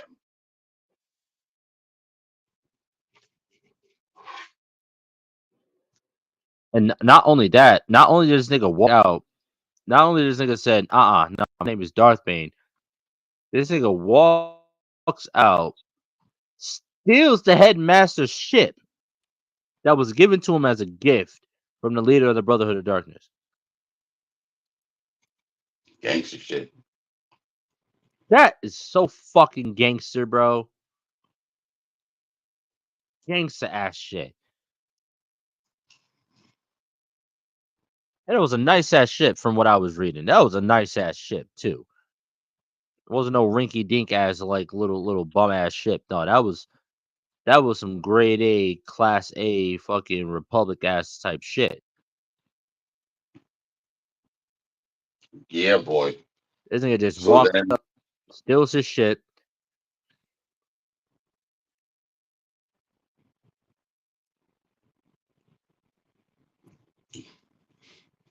yeah, so from then on, Bane basically took Go him to ahead. be on his own and he was going to deal with everything. So, but this happens just as Gaffney and everyone's trying to tell him, like, yo, we're about to go fight the Jedi. We're about to go to war. He's like, like, he's like, go to war, fight them out on an open field. He's like, that's not the way we defeat them. That's not the way it's going to work. He's like, we need to use cunning. We need to use deception. We need to use misdirection. He's like, we need to operate from the shadows, not meet them in the light. That's not the way. That's not the way for us to defeat them. It's not going to work that way. And then this is when Bane starts to theorize that the Brotherhood of Darkness has diluted the very idea of the dark side. So he theorizes that by Khan, that cunt, making everyone equal did more harm than good. Mm-hmm. The whole idea is to invite strife and rivalry to cast the weak from the order. But if they can't do that because they look at each other as brothers, it's never going to work. So he's like, so this is where the rule of two comes from. There's only meant to be two.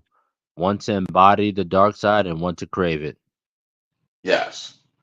So he realized that he was going to be the embodiment of the power. If he was going to be the new master, he had to find someone worthy to be his apprentice and then teach that person everything, almost everything they knew, but not everything he knew. Make that apprentice struggle for every success. Make them learn every lesson the hard way.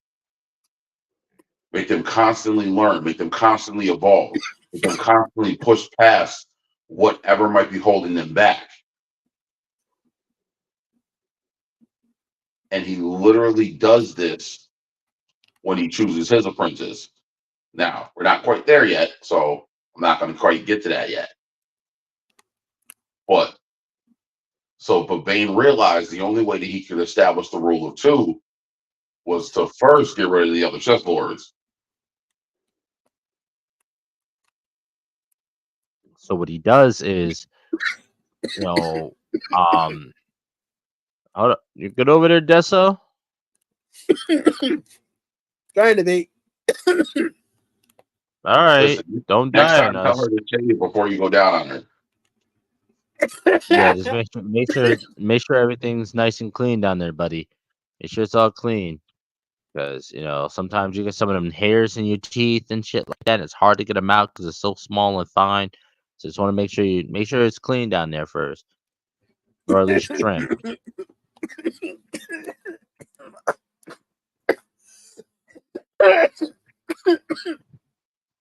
I don't think we're helping his situation at all. Yeah, he's definitely choking up some coffee grounds. This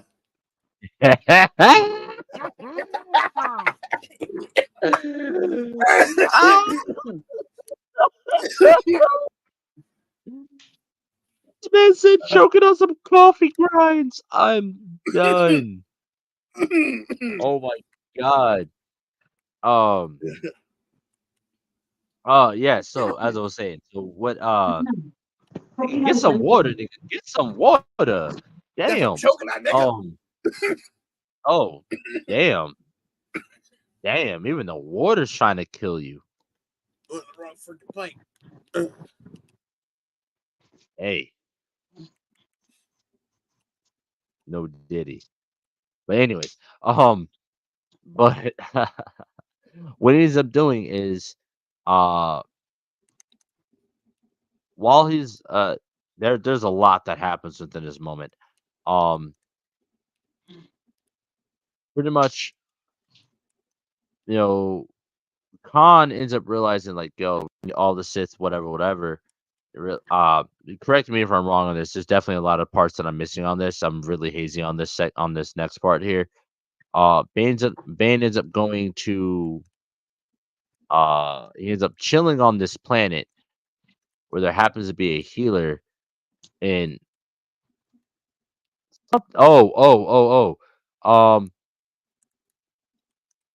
Khan sends Gethany to Nope. retrieve Hold Bane on. and recruit. Nope. Yeah, see, I knew I was gonna fuck up as soon as I started talking. So Shit. Khan. Go ahead. So basically, Khan and Cortus and I'm forgetting the Blade Master's name again. Damn it. Kasim. Kasim, yes. They basically come to a terms and realize that if Bane is too powerful to be left there roaming on his own, so Kasim gets sent to kill him. And Kasim basically goes, "Look, man, you knew it was going to come to this if you didn't join us." And he's like, "Yeah, I knew." So they ignite their lightsabers, they go at it. And I'm not sure if I mentioned this, but Kasim fights with a dual-sided blade. So Hold on. Bane, Now you're getting ahead of yourself. We're forgetting a very important part of Bane's growth is when he goes to Lahon, the planet Lahon, and ends up finding Darth Revan's holocron, and ends up learning everything that Darth Revan knew. yes. That is a very important part, and that's where Kasim ends up running down on him. It's like, hey, yo, listen, either you come back and join us, or you already know what's gonna have to be. Bane's like, yeah, I already know what's gonna be, but that's the thing, Kasim already know. He already knew. He already told Khan. He's like, yo, listen, Bane's not gonna join us, bro. Like, he's gonna choose death over joining us. Like, no, just try. He'll listen to you. Kasim's like, all right, I already know what it's gonna be. It's gonna be what's gonna be. Now, the thing about Kasim is he's been training people on Korriban for so long that he hasn't seen any real battle in a long fucking time. So he knew that it was about to be some shit. So when he pulls up on Bane, after Bane just finished pretty much learning everything Darth Revan had to teach him, well, as much as the holocron could hold, because mind you, this holocron is 3 millennia old. It's 3,000 years old. So he learned everything that it had to teach him. 3,000 years worth of shit. 3,000 years back in the day worth of shit. Kasim pulls up on him, and he already knew what it was. Like you said, he was like, "Yo, listen, you come join with us, or you know, it is what it is. It is what it is." So go ahead. I'm sorry. Yeah, I know you've been waiting to talk about this battle. Yeah, so Bane squares off with him, and it's it's a classic duel, master and apprentice, and it's how one of the things that Bane really did acknowledge is that he did respect him a lot, and he admired everything that he taught him. So, like, as they're fighting, Bane slowly starts to overpower him, but here's where that talk came into play, where he spoke to him, where he said to him, "I might teach you everything you know, but I haven't taught you everything I know." So one of the reasons why Bane sparred with him the way he did is because he needed to defeat Serac, and Serac also fought with a dual-sided blade. Now, as Bane is fighting Kasim, Kasim does something that he wasn't expecting. He actually takes his hilt and twists, and the staff now becomes two different blades.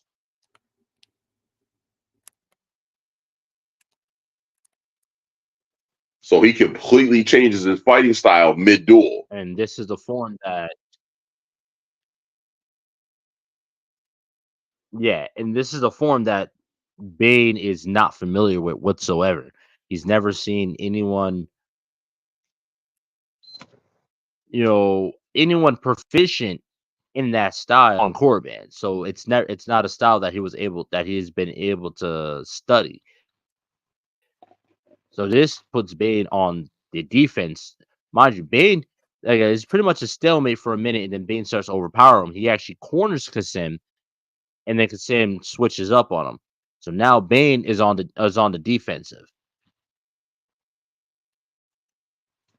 So Bane, God, I wish I could see that fight in live action. That fight, oh my God. Right? But the one thing that Bane knew that Kasim didn't was the layout of the temple, and he used that to his advantage to outsmart him in the duel, and the temple actually comes down on him and kills him.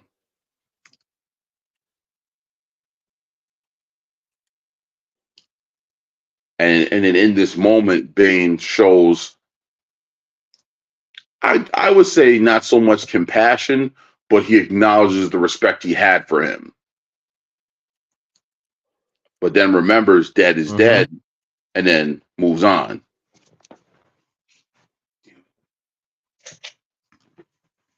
Yeah. So the way, you cut out right there. So I don't think the people heard you, but the way Bane ends up, taking Kasim out is not via, the battle. He ends up making his way back to the antechamber of the temple, and then makes his way out the temple while Kasim is still at the top of the stairs.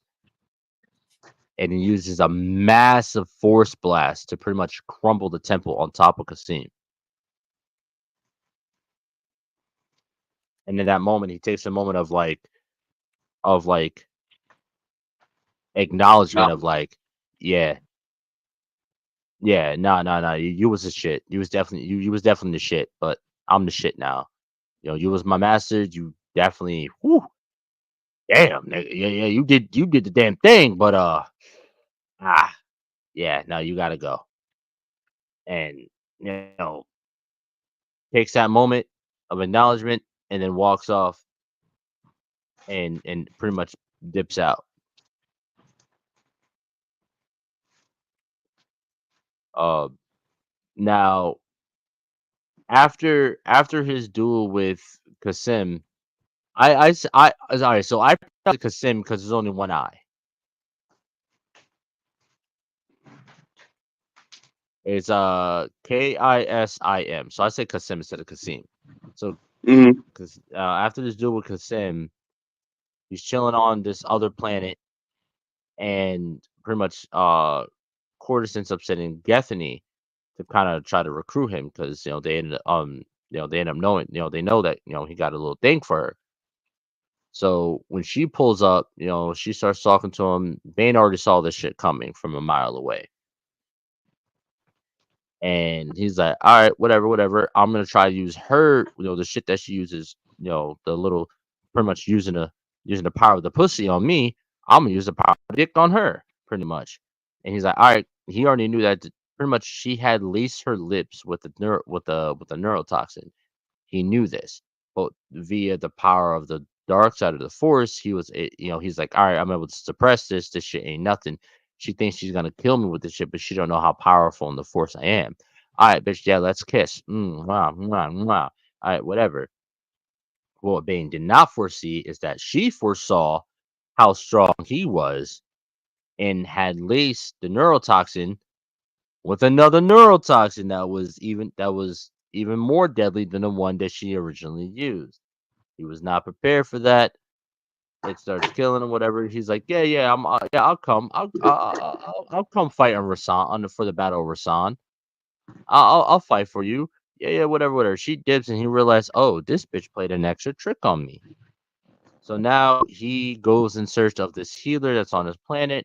He coerces the healer into healing him. Um, Not to mention before that, he just killed a father and his two sons in cold blood just to give himself energy to keep going.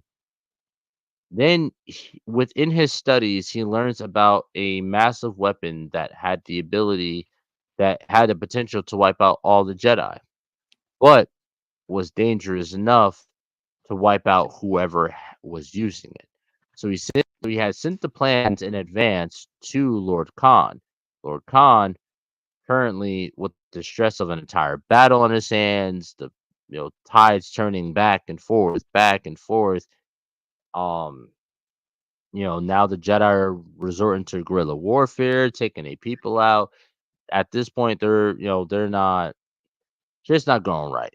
Shit's not going right for Khan in this battle. He's expecting to have this shit done and over with and have won by now. The morale of the troops is falling. Shit's in chaos. So now he's like, fuck, I don't know. This Bane had sent him, had told him, like, yo, listen, the Sim's dead, but I'm interested in coming to your aid. Here's an idea that I think you might be interested in. This might help out in the efforts. I can help. I've learned a lot. I can help and show you guys how to enact it, knowing full well that the dark side of force between all of them would not be strong enough to contain this Jedi destroying weapon. Eventually, he ends up arriving over San, ends up pretty much manipulating all these Sith Lords into working together, and pretty much things still didn't go the way they wanted to. Khan kind of like try to backstab him or whatever, and pull back and make it look like, oh yeah, look, yeah, this was my idea the whole time. Khan ends up hitting that downward spiral and it's like, hey guys, I have an idea. Let's all use this weapon that I just learned about. We all work together. We'll all be strong enough together to take out the Jedi. It's called the Thought Bomb. This Thought Bomb has the ability to, how do I describe it? Any any force user within the radius of this Thought Bomb will be pulled into it. It's pretty much like a suicide attempt. It's a suicide bomb. He ends up it will pretty much rip them apart from their body, rip their soul from their body, completely disintegrate their body, and trap their soul in never-ending torment. Talk about not So, reading the fine print. right, right. So Cordis ends up talking all the other Sith into joining with him and doing this. So they go down into this little cave and shit, and they start doing this chant and shit and whatever, whatever, including Gethany. You go into this trance. Gethany ends up seeing the dark shit that's going on. It's like, I'm not with the smoke. Mind you, while they're doing this whole battle raging outside between their army as well as the Jedi army, which pretty much formed the Army of the Light, led by General Hoth and Lieutenant Valentine Farfalla. Yes. So I still can't remember the Sith that brought Bane to Korriban in the first place, because he was on some G shit too. All he cared about was fighting niggas. He was on the same type of timing of like, listen, y'all think I like being a Sith, when in reality, I just like to fight. Type shit. That's all. That's all. That's all he was. That's all he wanted to do was fight. Oh, he was a former Jedi actually. Talking about the And one his that name originally escaped. recruited him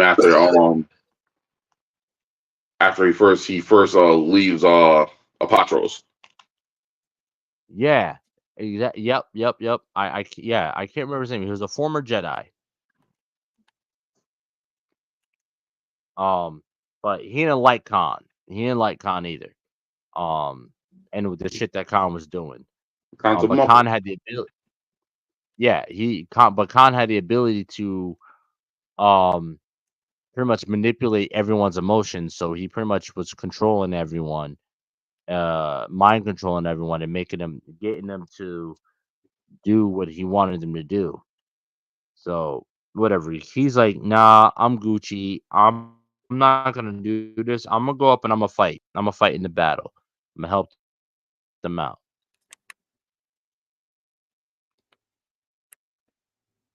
So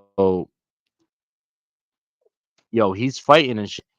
And Valentine Farfalla turns around and looks. He's like, "Yo," he sees his Sith. He's like, "Yo, you look mad familiar. Yo, don't we know each other?"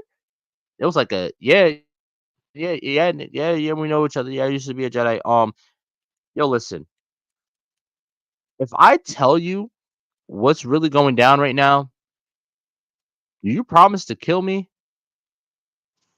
Farfalla's like, sure. He's like, yo, listen. I'm not trying to go out like the rest of these motherfuckers here. Listen, I'm trying to go out in the heat of battle, bro. If I tell you what's going on, promise me that you're going to fight me. And whoever win. Farfalla's like, all right, bet. So he's like, all right, listen. They're down there about to blow shit up and kill everyone. So this is what's going on. You going to fight me now? Cool. So now they get to scrapping. Zoom, zoom, zoom, zoom, zoom, zoom. Farfalla wins and he pretty much completes his promise. And he's like, all right, I got you. I'll kill you. Boom, kills him. So he tells General Hoth what's going on. General Hoth is like, shit. All right, we got to go stop this shit. Yo, I'm not having all y'all go down. Let me get 100. 100 Jedi. Y'all, 100 Jedi gonna come with me. We're gonna go down here. We're gonna stop this shit. Whoever want to come can come. Whoever don't want to come, that's fine. Get the fuck on the ships and get the fuck out. Yo, he gets his 100. Well, 99 plus him. They go down in the cave, and as they're going in the cave, pretty much he forces Khan's hand to blow the bomb before it was ready to blow. It kills all the Sith and the 100 Jedi that went down there. Everyone else ends up surviving, except all the Sith. All the Sith are now completely 100% dead. Bane has completely succeeded. No, at that point, there's only one Sith. There's only two Sith alive: Bane and Cordis. So Bane ends up going back to the Sith camp and shit, and lo and behold, who he ends up pulling up on him is Cordis. Cordis like, oh Bane, I see what you did. That was a very, very dark side of you. Oh my god, we can work together. And Bane's like, shut the fuck up. Pretty much picks this nigga up with the force and pretty much breaks him and throws him into the bushes and continues on about his day. And this is about the time where Ruler 2 picks up. Let's do a quick run through of Ruler 2.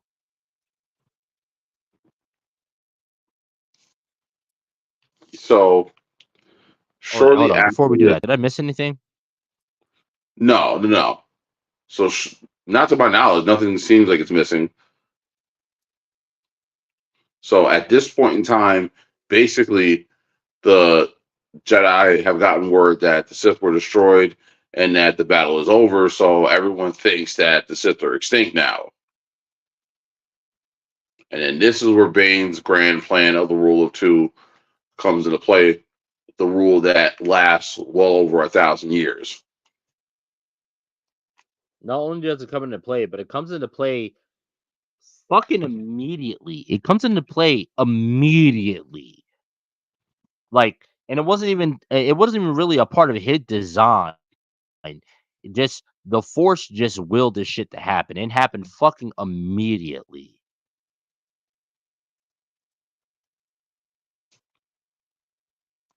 So once everything has settled, Bane goes about trying to find an apprentice, and he comes across a young girl, and he explains to her his philosophy after witnessing her ability in the dark side. Excuse me, her potential in the Force. And once he explains his philosophy and tells her how he feels what the dark side means to those who embody it, which is freedom. Because if you know the teachings of the Sith and you know the code of the Sith, peace is a lie. There's only passion. Through And passion, through I gain passion strength. I gain and strength. through strength I gain power. and through power I gain victory. and through And in victory, victory, my chains are my broken. chains are broken.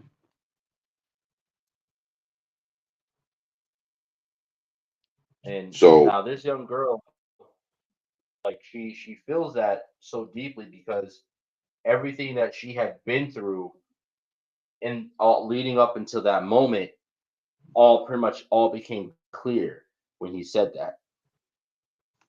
Because right before he found her, she snapped two Jedi's necks, and she's only 10 years old.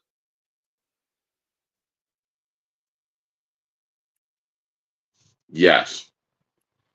And that's actually what got his attention because he was like, if she could do that with that kind of reckless abandonment, and it didn't even, the wild part was the killing of them didn't even phase her.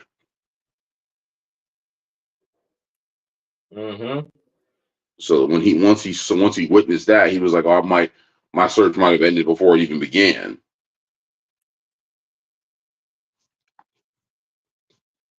Like one of my favorite quotes by Bane is his quote about equality. He said that equality is a lie. It's a myth to appease the masses. If you simply look around, you can see the lie for what it is.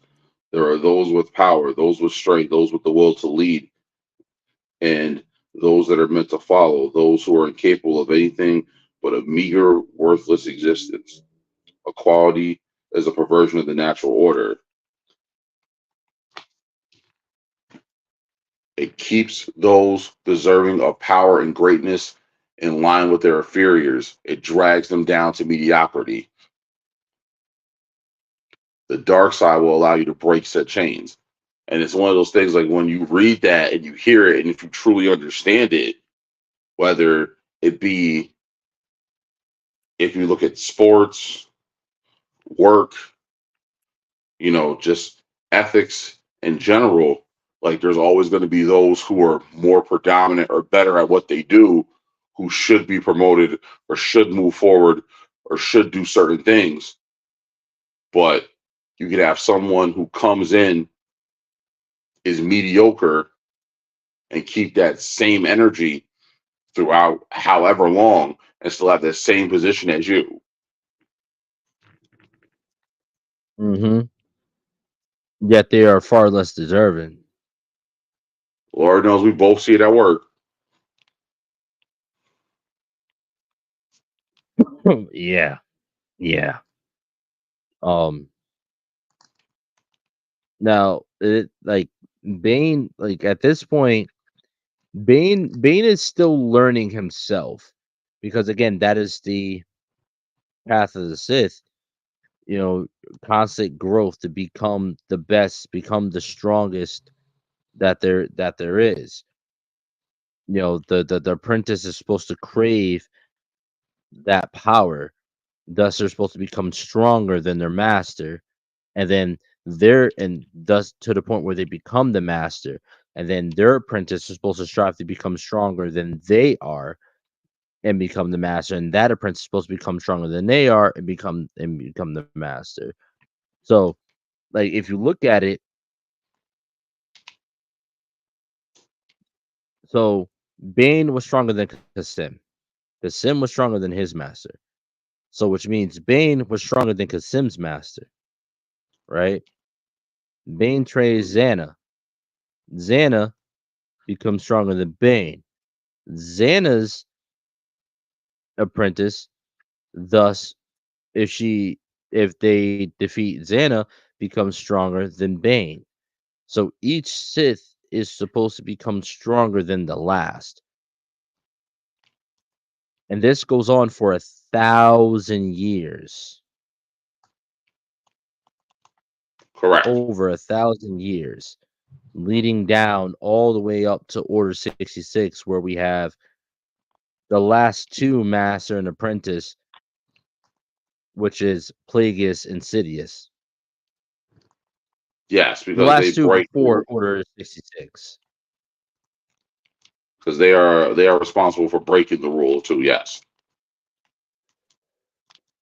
I don't know. I feel like, are they really though? Because was Maul truly Sidious's apprentice? You said was Maul truly Sidious's apprentice? Yeah, was you know what I mean? I and because I feel like when you look at like Maul and you look at Dooku, I feel like they were all pawns just to get to the true apprentice, which would be Anakin. Well, the whole idea was that Anakin was also supposed to be the means to an end because it was supposed to be that Plagueis wanted to become immortal, and then Palpatine, Sidious, he adopted the same goal. So that's what that whole thing was about. It was always about becoming Mm, immortal to the point where you could transcend death. And it was supposed to be basically that Anakin Skywalker was supposed to be the ultimate tool to have that happen.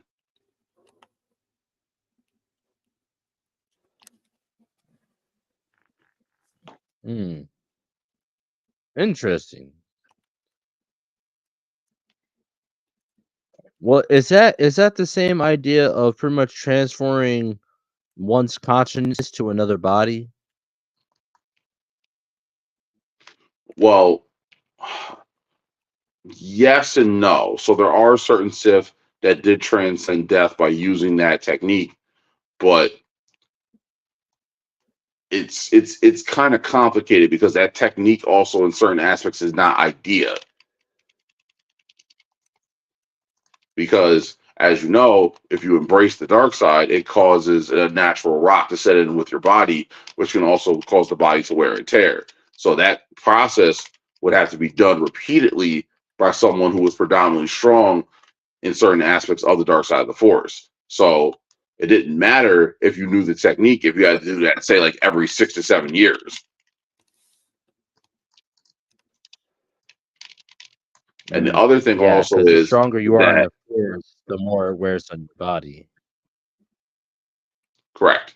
And the also thing the other thing is that it is a known fact that metachlorians can be used to treat someone who's dying or someone who's injured in another figure, but it was extremely hard to transfer metachlorians to someone who wasn't force sensitive and have them retain the same potency. If I remember something correctly. If I said that correctly. If I didn't, someone please correct me in the comments. Mm-hmm.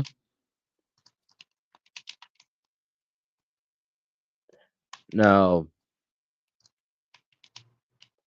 like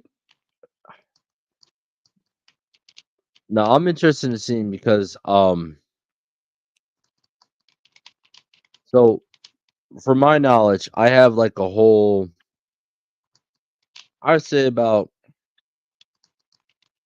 900 years of Sith Lords from Xana being being Bane's apprentice to Plagueis being Sidious's master. People don't understand that between that, there's hundreds of years. Hundreds of years. And Bane's whole idea was that it's easier for two people to go under the radar than it is for an entire army. So it was like, all right, Xana, I'm gonna train you with the dark side, but we're gonna fall back and we're gonna fly underneath the radar. You know, we're not gonna make any big moves. We're gonna work in the shadows like the dark side is meant to be used. We're gonna work in the dark. Everything we do is gonna be hidden until the day that we as the Sith are ready to strike against the Jedi. And god damn it, it fucking worked. Now, I believe me. do know after reading no, I'm at the end of book 2 right now. And they got discovered by the Jedi again. They are currently in the middle of a battle with about 4 or 5 different Jedi. Now, I don't, again, like I said, I'm only big in book 2 of Bane and Xana. Uh I don't know, and I'm not sure if if they get found out again later on and squash that. You know what I mean? Because clearly from episode 1, we see that, you know, when we first see Maul, Qui-Gon's like, "Oh shit, that's a Sith." You know what I mean? Oh, hold on. Let's see. Just want a quick shout out to Lady Mandalore. How you doing? I hope the show went absolutely great. Hope the show went smooth. We were running a little bit late, so we're finishing off a little bit late as well. What's up, Lady Mandalore?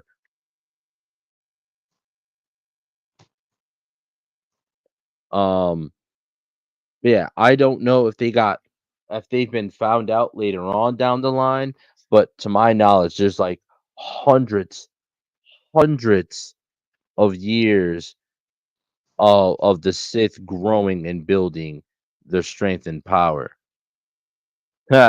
She says, I felt someone talking Star Wars. Yes, yes, we are. We're currently talking about book 2 of Bane's storyline, Rule of Two, Path of Destruction, Rule of Two.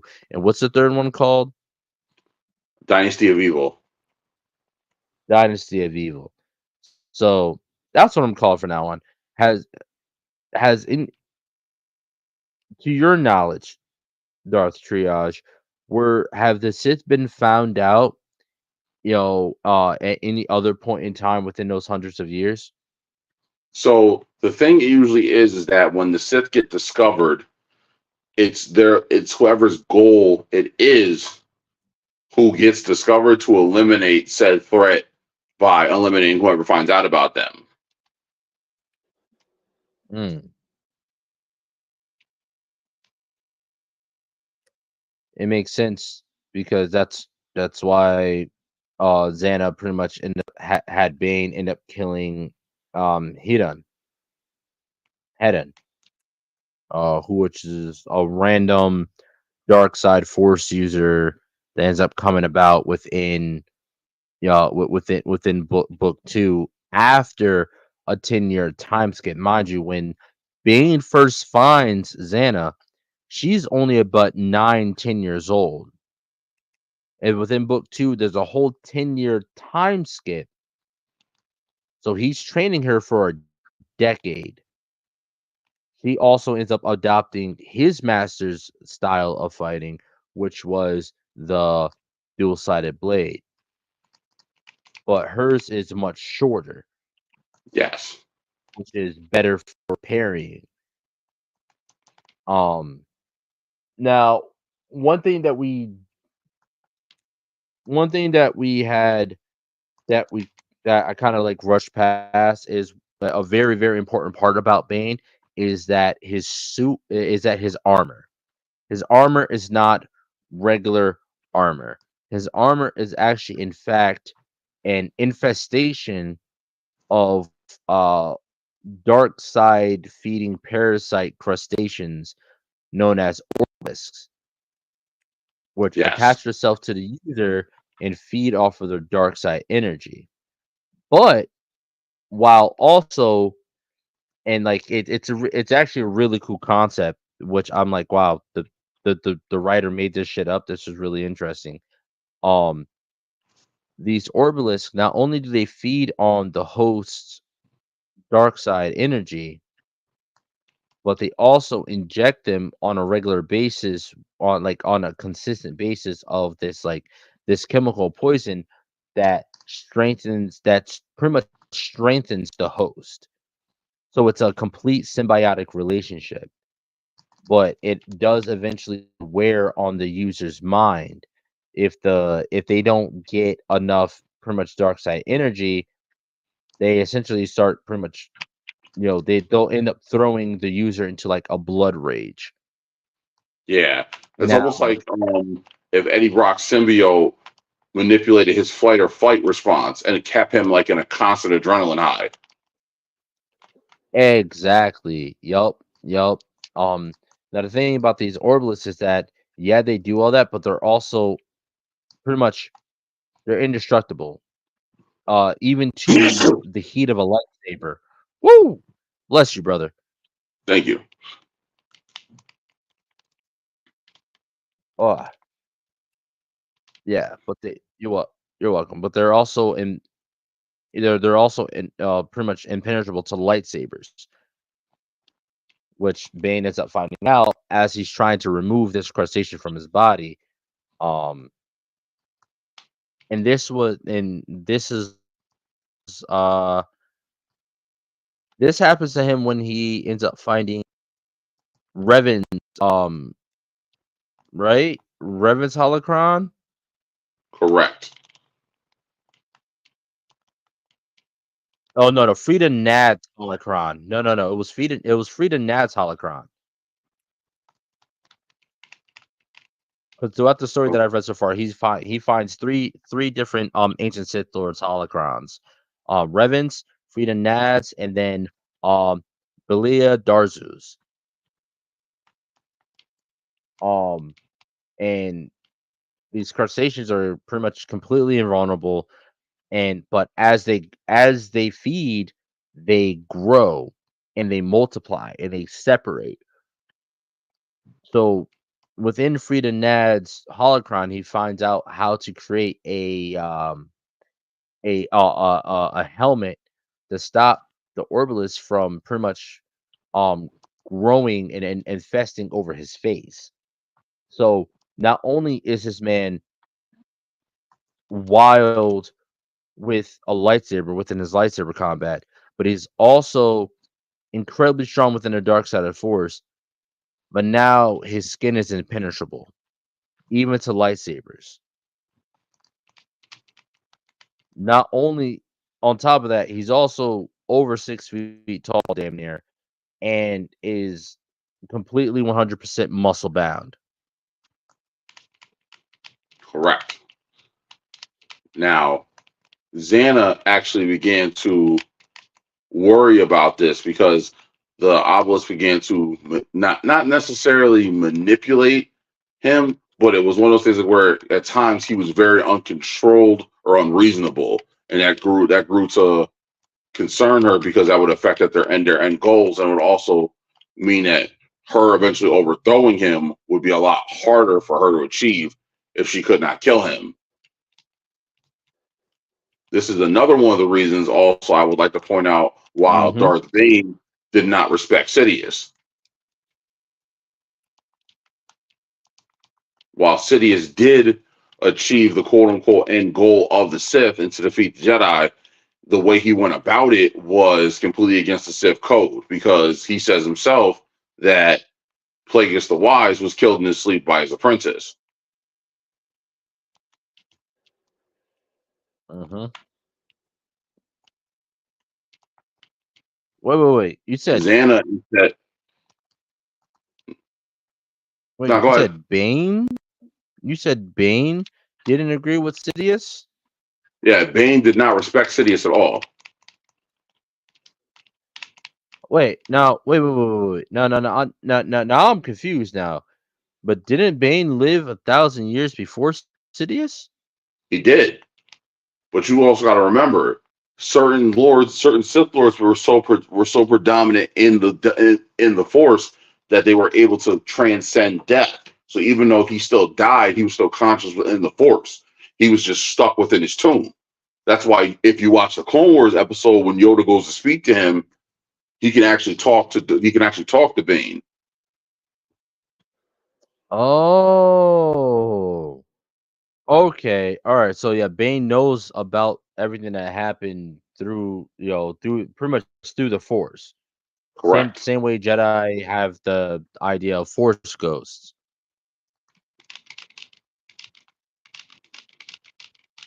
Yes, that was something that he did not agree with at all, because everything Sidious did, working alongside them to manipulate them instead of operating from the shadows, the fact that he killed Plagueis in his sleep, like all of that completely goes against the Sith teaching. Mm-hmm.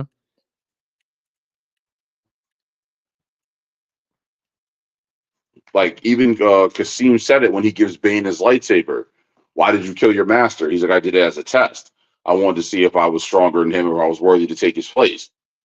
And then once I defeated him, I proved it to myself that I was. Mm. Like by that logic, just Mm. him killing him in his sleep technically completely goes against what they were doing. Like if anything, all Yeah. that did would make him a coward by Sith standards. Honestly, that makes him a coward by anyone's standards. Like, come on, man. Like, square up. That was definitely some pussy ass shit that he did.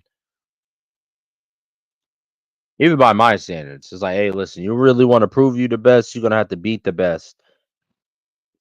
That's like this whole Jake Paul Mike Tyson fight. Like, yo, like, nah, you wanna be the best, you're gonna have to beat the best type shit.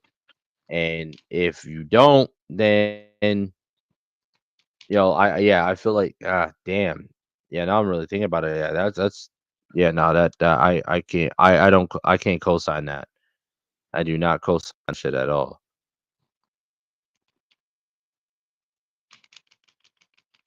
Damn. I never thought about that. That Bane pretty much knew that about everything that was going on, even though he was dead. Mm-hmm. Damn. Yeah. All right. Yeah. I'm sorry to interrupt. That shit just threw me off though. Um. Damn. I forgot where we were. Where were we actually? Yes. Um, I forgot. I'm not gonna lie. That's all. Where were we at? Let, let's Play the see. game. No clue. But he's not paying attention whatsoever. So Lady Mandalore says, but Sidious was nothing if not consistent. Bane from birth. Uh. Bane from birth to death.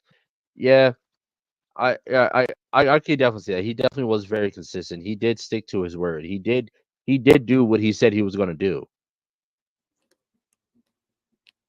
So But it it is. was the obelisks. Yes, Yeah, and because pretty much Bane becoming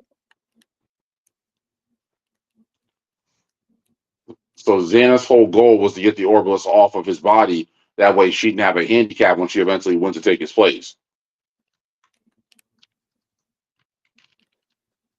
mm-hmm.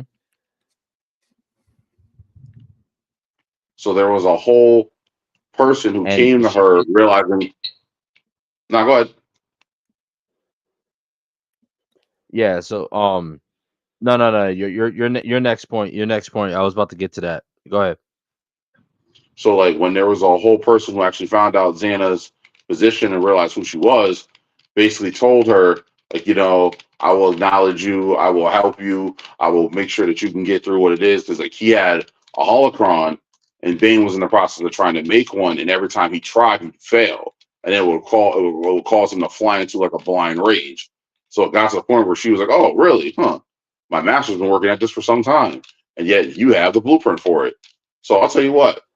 She brings him to Bane, thinking that he's going to help her overthrow Bane, and then Bane kills them all. And then, Effortlessly.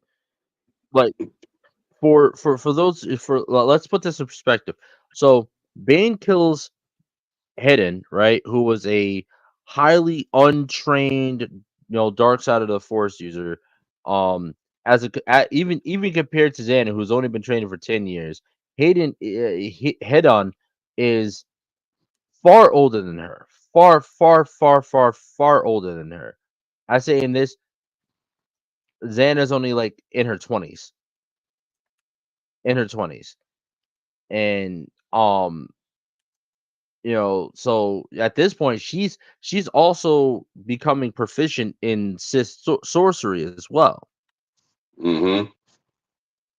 So this is a highly pretty much this is like damn near 60-year-old man is asking this.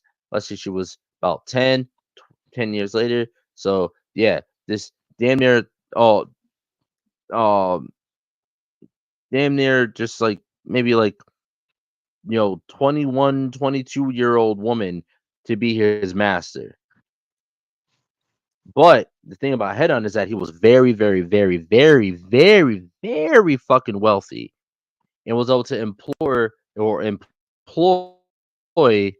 the help of people with, as he said, a particular set of skills and gifts. And among those were those of another Sith, I'm gonna say tribe or clan, from what was it, Umbria or something like Mm-hmm. that. Pretty much they were trained. These Sith were specifically trained in the art of stealth and assassination. Their Sith abilities allow them to be able to pretty much completely cloak their existence from anyone nearby. And they were highly proficient and highly fucking deadly. So Right. And hit as on a and his testament to Bane's go ahead. skill, he actually sensed him. Yeah, as I said, as a testament to Bane's skill, he sensed them by sensing the lack of feeling around them. So when they cloaked themselves, they basically created a void around him. So he couldn't feel anything. Not the insects, not the air, not like he couldn't sense anything around him. And the second he knew it, that second he couldn't do it, he realized that something was camouflaged around him. Well, actually, it was actually the Orbelix that gave him the first heads up because he was just chilling. He was about to lay down for bed, and so he wasn't using his force powers at all. And he felt the Orbelix start to sense pretty much a nearby force user. Because Yes. again, like I said, the Orbelix, their whole thing is feeding off of force users. And so he was like, wait, hold on. I'm not using my force right now. So why are these things bugging out right now? And so he reached out with the force and he didn't feel anything. And that's when it was like, oh, hold on, something's off here. And this is another testament to his force abilities. Again, these people are highly trained and proficient in cloaking their existence. He let out one force concussive blast and completely obliterated their cloaking. In one blast, completely obliterate their cloaking. His lightsaber was ignited before they even showed themselves, and it was 8 of them. 8 of them. He took on 8 of them. Killed all 8 of them. Took, what was it? I think it was like 5 hits from a force pike, which they're at full charge. One force pike is known to take down one bantha. Yeah, they were basically like tasers. One full grown male bantha and one pike. Yeah, but they're like super fucking like like cataprods times 100,000. He took And all 5 I of them did was on make at the them same time, angry. and all it made him do was drop a knee.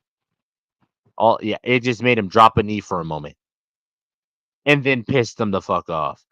And he killed all 8 of them, and then absolutely massacred my boy Hedon, who all he wanted to do was learn about his people and more people like him,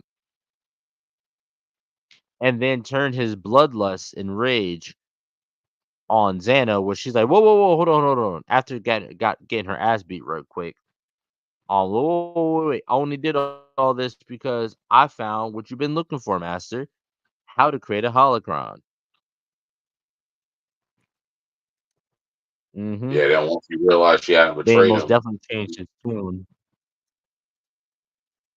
Once she tricked him into believing that she had betrayed him. eh, Now, I personally feel like that was a situation of, all right, let's see what you can do. Get you're gonna distract them long enough where then I can maybe take him out, see if your assassins really got what they can do.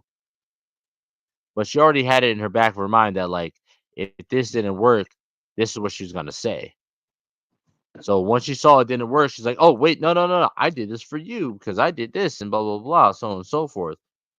Just to be like, "Oh, all right, I see. Okay, you did do this for me," type shit. Mm. No, I feel like that either went two ways. Either in the moment that Hedon had offered his services to her, she had already knew that Bane was gonna wreck them, or two, she saw it as an opportunity to try to take him out sooner rather than later.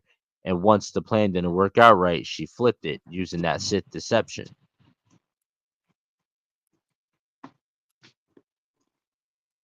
That's how I feel. I feel like that could have went one or two ways. you're not wrong. Now, let's lead. I don't want any spoilers, so let's lead this. Let's just lead this all the way up. Let's go all the way up until the battle with the Jedi. I haven't finished the battle with the Jedi yet. Oh, come on, man. I So can't tell you if you haven't finished it. that's what I'm saying. Let's just let's just lead up to the battle of the Jedi. Because I'm pretty sure I'm at the end of the battle. I'm pretty sure I'm at the end of the battle. But anyway, so within this, Bane's like, all right, here's a new plan. I'm gonna go to Tython to learn about how to build this holocron. You're going to infiltrate the Jedi Temple under the guise of Nyla. I can't remember her last name. Nalia. First name Nalia, whatever.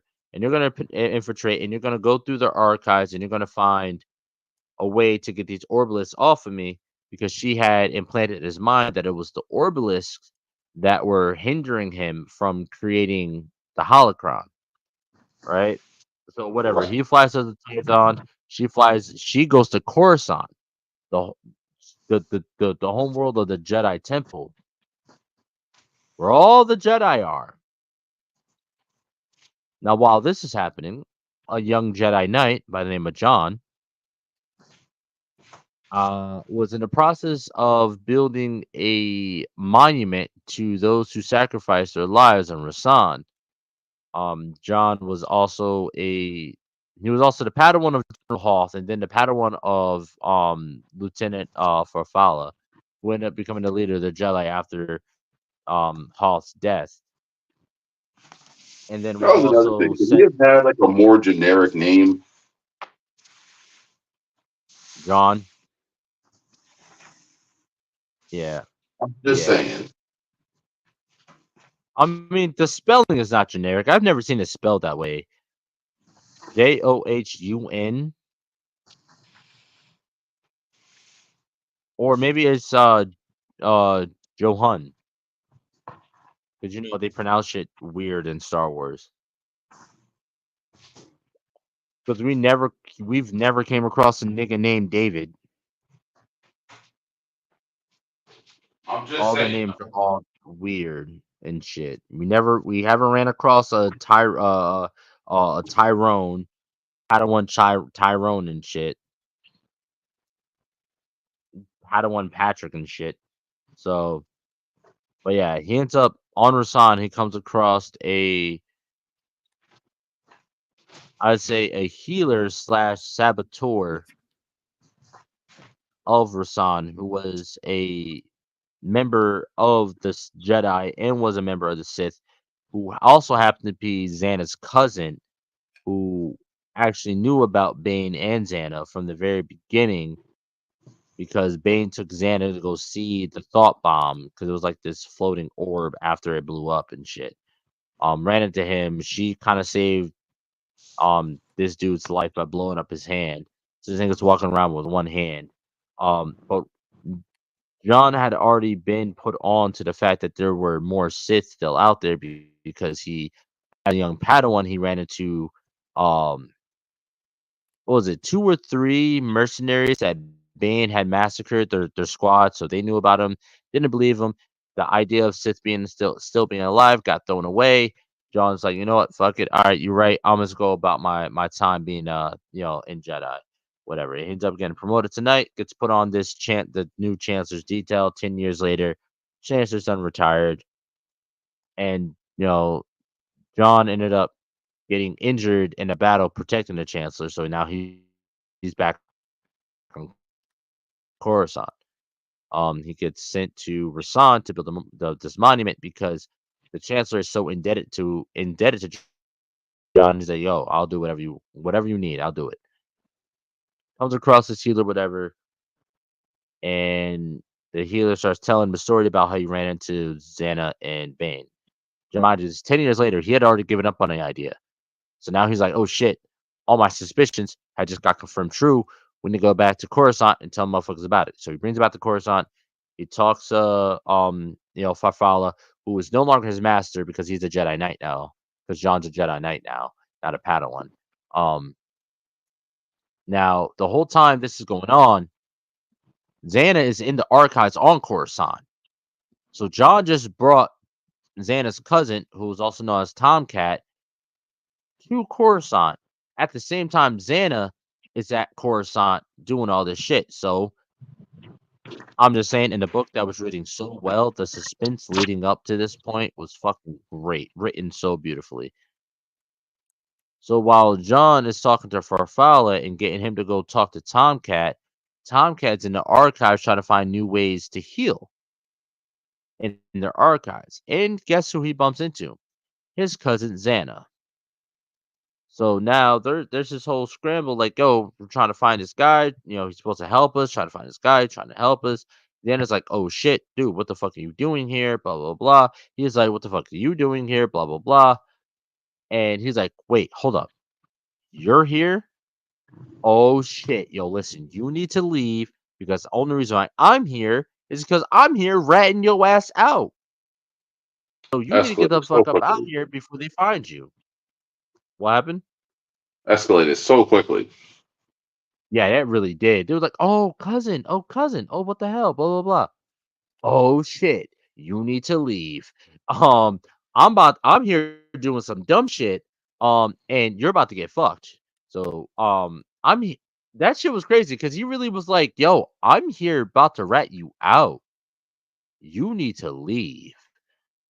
Uh, so, whatever. She ends up finding what she's looking for, grabs him, runs off, ends up looking for trying to find a spot, trying to find how the way to get to Tython, finds a way to get to Tython, because Bane don't tell her shit. And then John and Farfalla get to the library, like, "Yo, we're looking for so and so." The librarian snitches these niggas out, like, "Oh yeah, I saw him with this little girl, blah blah blah, so on and so forth." They call her Rain. And he's like, "Oh shit, yo, Farfalla, that's his cousin, the one that's Bane, the Sith were here. She just took him. We got to go get him. And it leads to a whole thing. They end up finding out that they're going to Tython. And by the way, the Tython is known as the birthplace of the Jedi, which is also where Belia Durza, the last known person to have pretty much recorded the blueprints for a holocron, is. That's why Bane's going there. So Bane's there. He ends up having to fight a bunch of techno beasts because apparently Belia Durza had the ability of Sith alchemy, and by a touch of her hand was able to turn any living organism into a techno beast. So he ends up having to spend hours fighting off a bunch of techno beasts before he can get to the holocron. Now he's sitting there learning holocron. He goes to walk out after learning all this shit, and next thing you know, he sees a ship pulling up to where he is. Lo and behold, Xana walks out the ship. He finds another person. There's a whole shit. Now they're turning around and look. Now there's another ship coming up behind him. He's like, "Yo, Xana, you just led these motherfuckers to us. Now we got to get inside."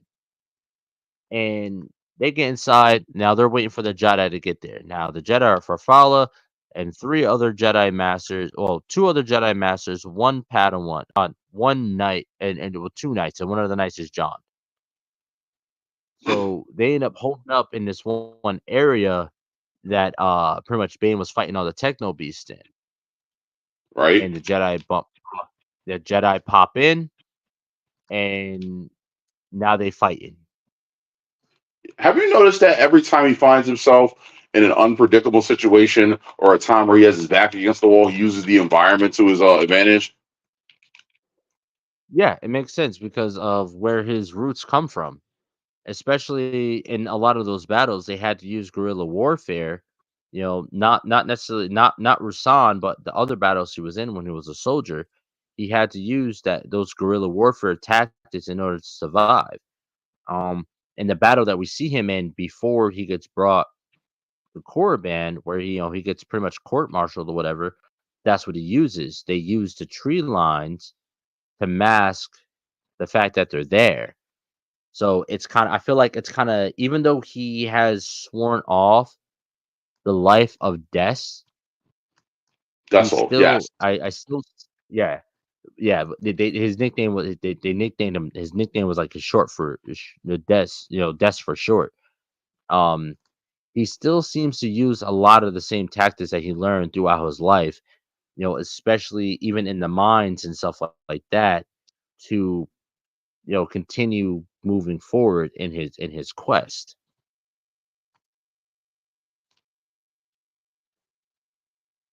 I definitely agree with you. I always found that I find that super super cool. So that's where I currently am.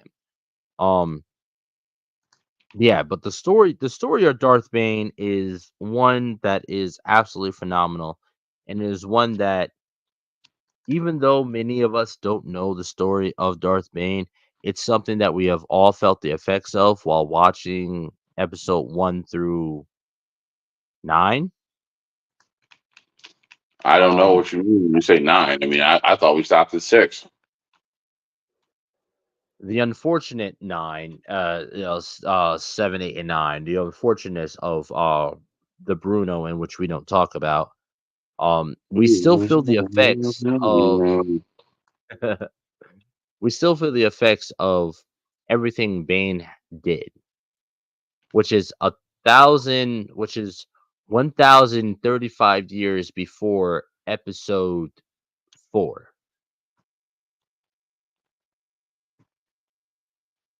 Or New Hope. I don't know what the numbers are anymore. Which is 1,035 years before New Hope. So we're still feeling the ramifications of everything that he did over 1,000 years later. So to me, Darth Bane is the Sith Lord to me.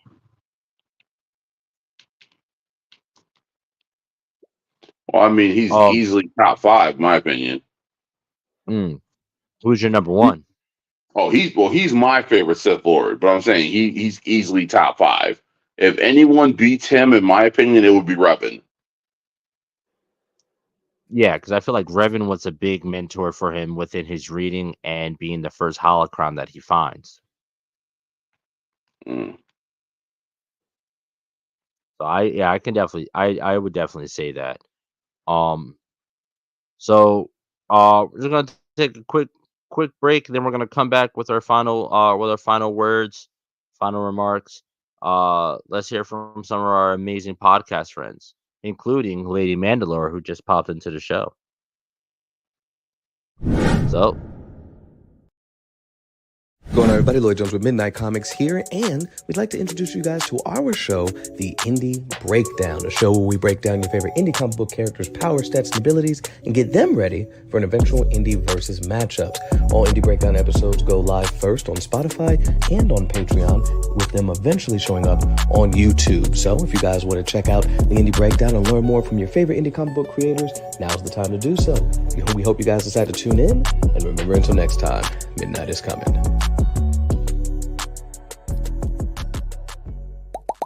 Hi, I go by Lady Mandalore, the creator of Roomful of Blurs. Do you have a whiteboard in your room? Do people get a glazed over look in their eye when you start to explain things to them? Well, come join me every Sunday at 7 p.m. Eastern Standard Time, where we can talk comics and get to know some new creators of color, only on YouTube and Twitch. What's going on, everybody? It's me, Calvin, from the Icarus Podcast, and I just want to say that we got new episodes coming next Saturday and every Saturday after that. So all I will have to say from here is keep enjoying the show. You can check us out, www.icarusmetrocomics.com. Check us out on YouTube, TikTok, Facebook, and more. See y'all next time.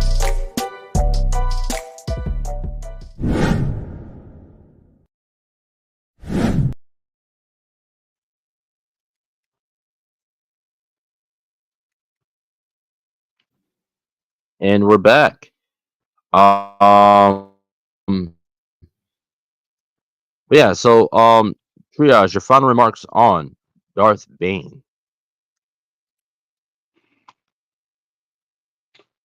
If I had to give a final remark, it's that the thing I always thought about cool about Bane is that Bane never ever let his circumstances determine the outcome of his situation. He constantly pushed against whatever it was that tore him down, whichever might have put him into a corner.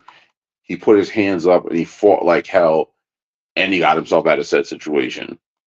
He always adapted to what he needed to do. He never compromised what he believed in. All he did was improvise, adapt, and overcome. Mm. Mm-hmm. I personally feel like that's definitely a testament to his previous life.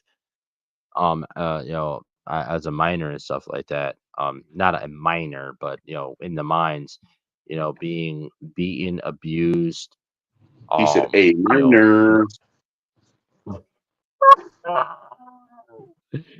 um, you know, being growing up in those circumstances, you have to be able to adapt. You have to grow, and I feel like that's a true testament to the concept and the ideology of the Sith to grow, to become more, to become stronger, to become the strongest.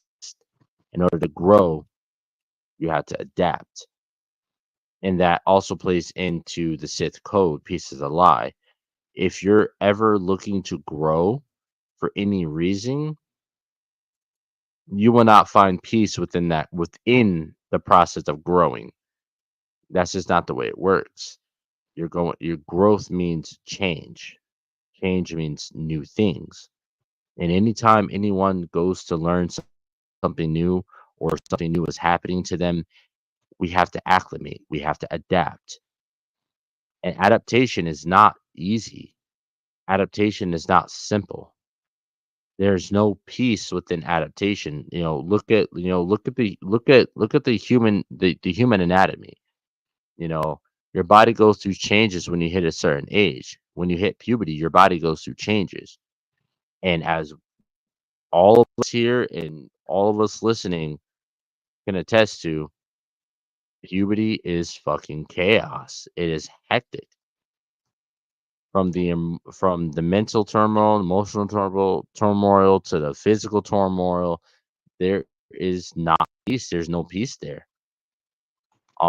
So in order to grow, you got to accept the fact that you will not be at peace. Things will not be, you know, smooth sailing.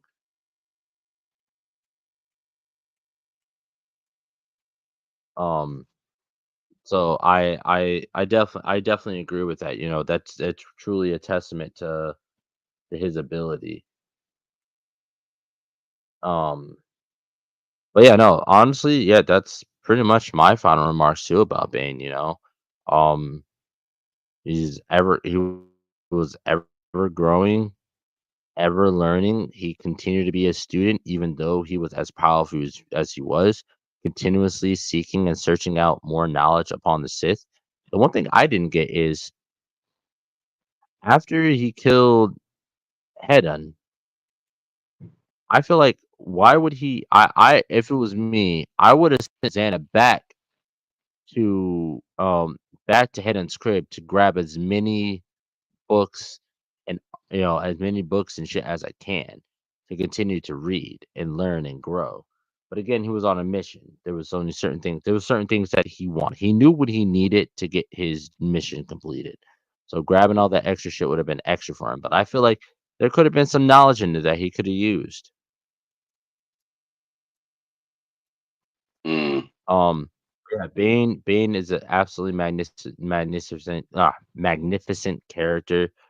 Um, one of the strongest Sith lords that I've ever heard about.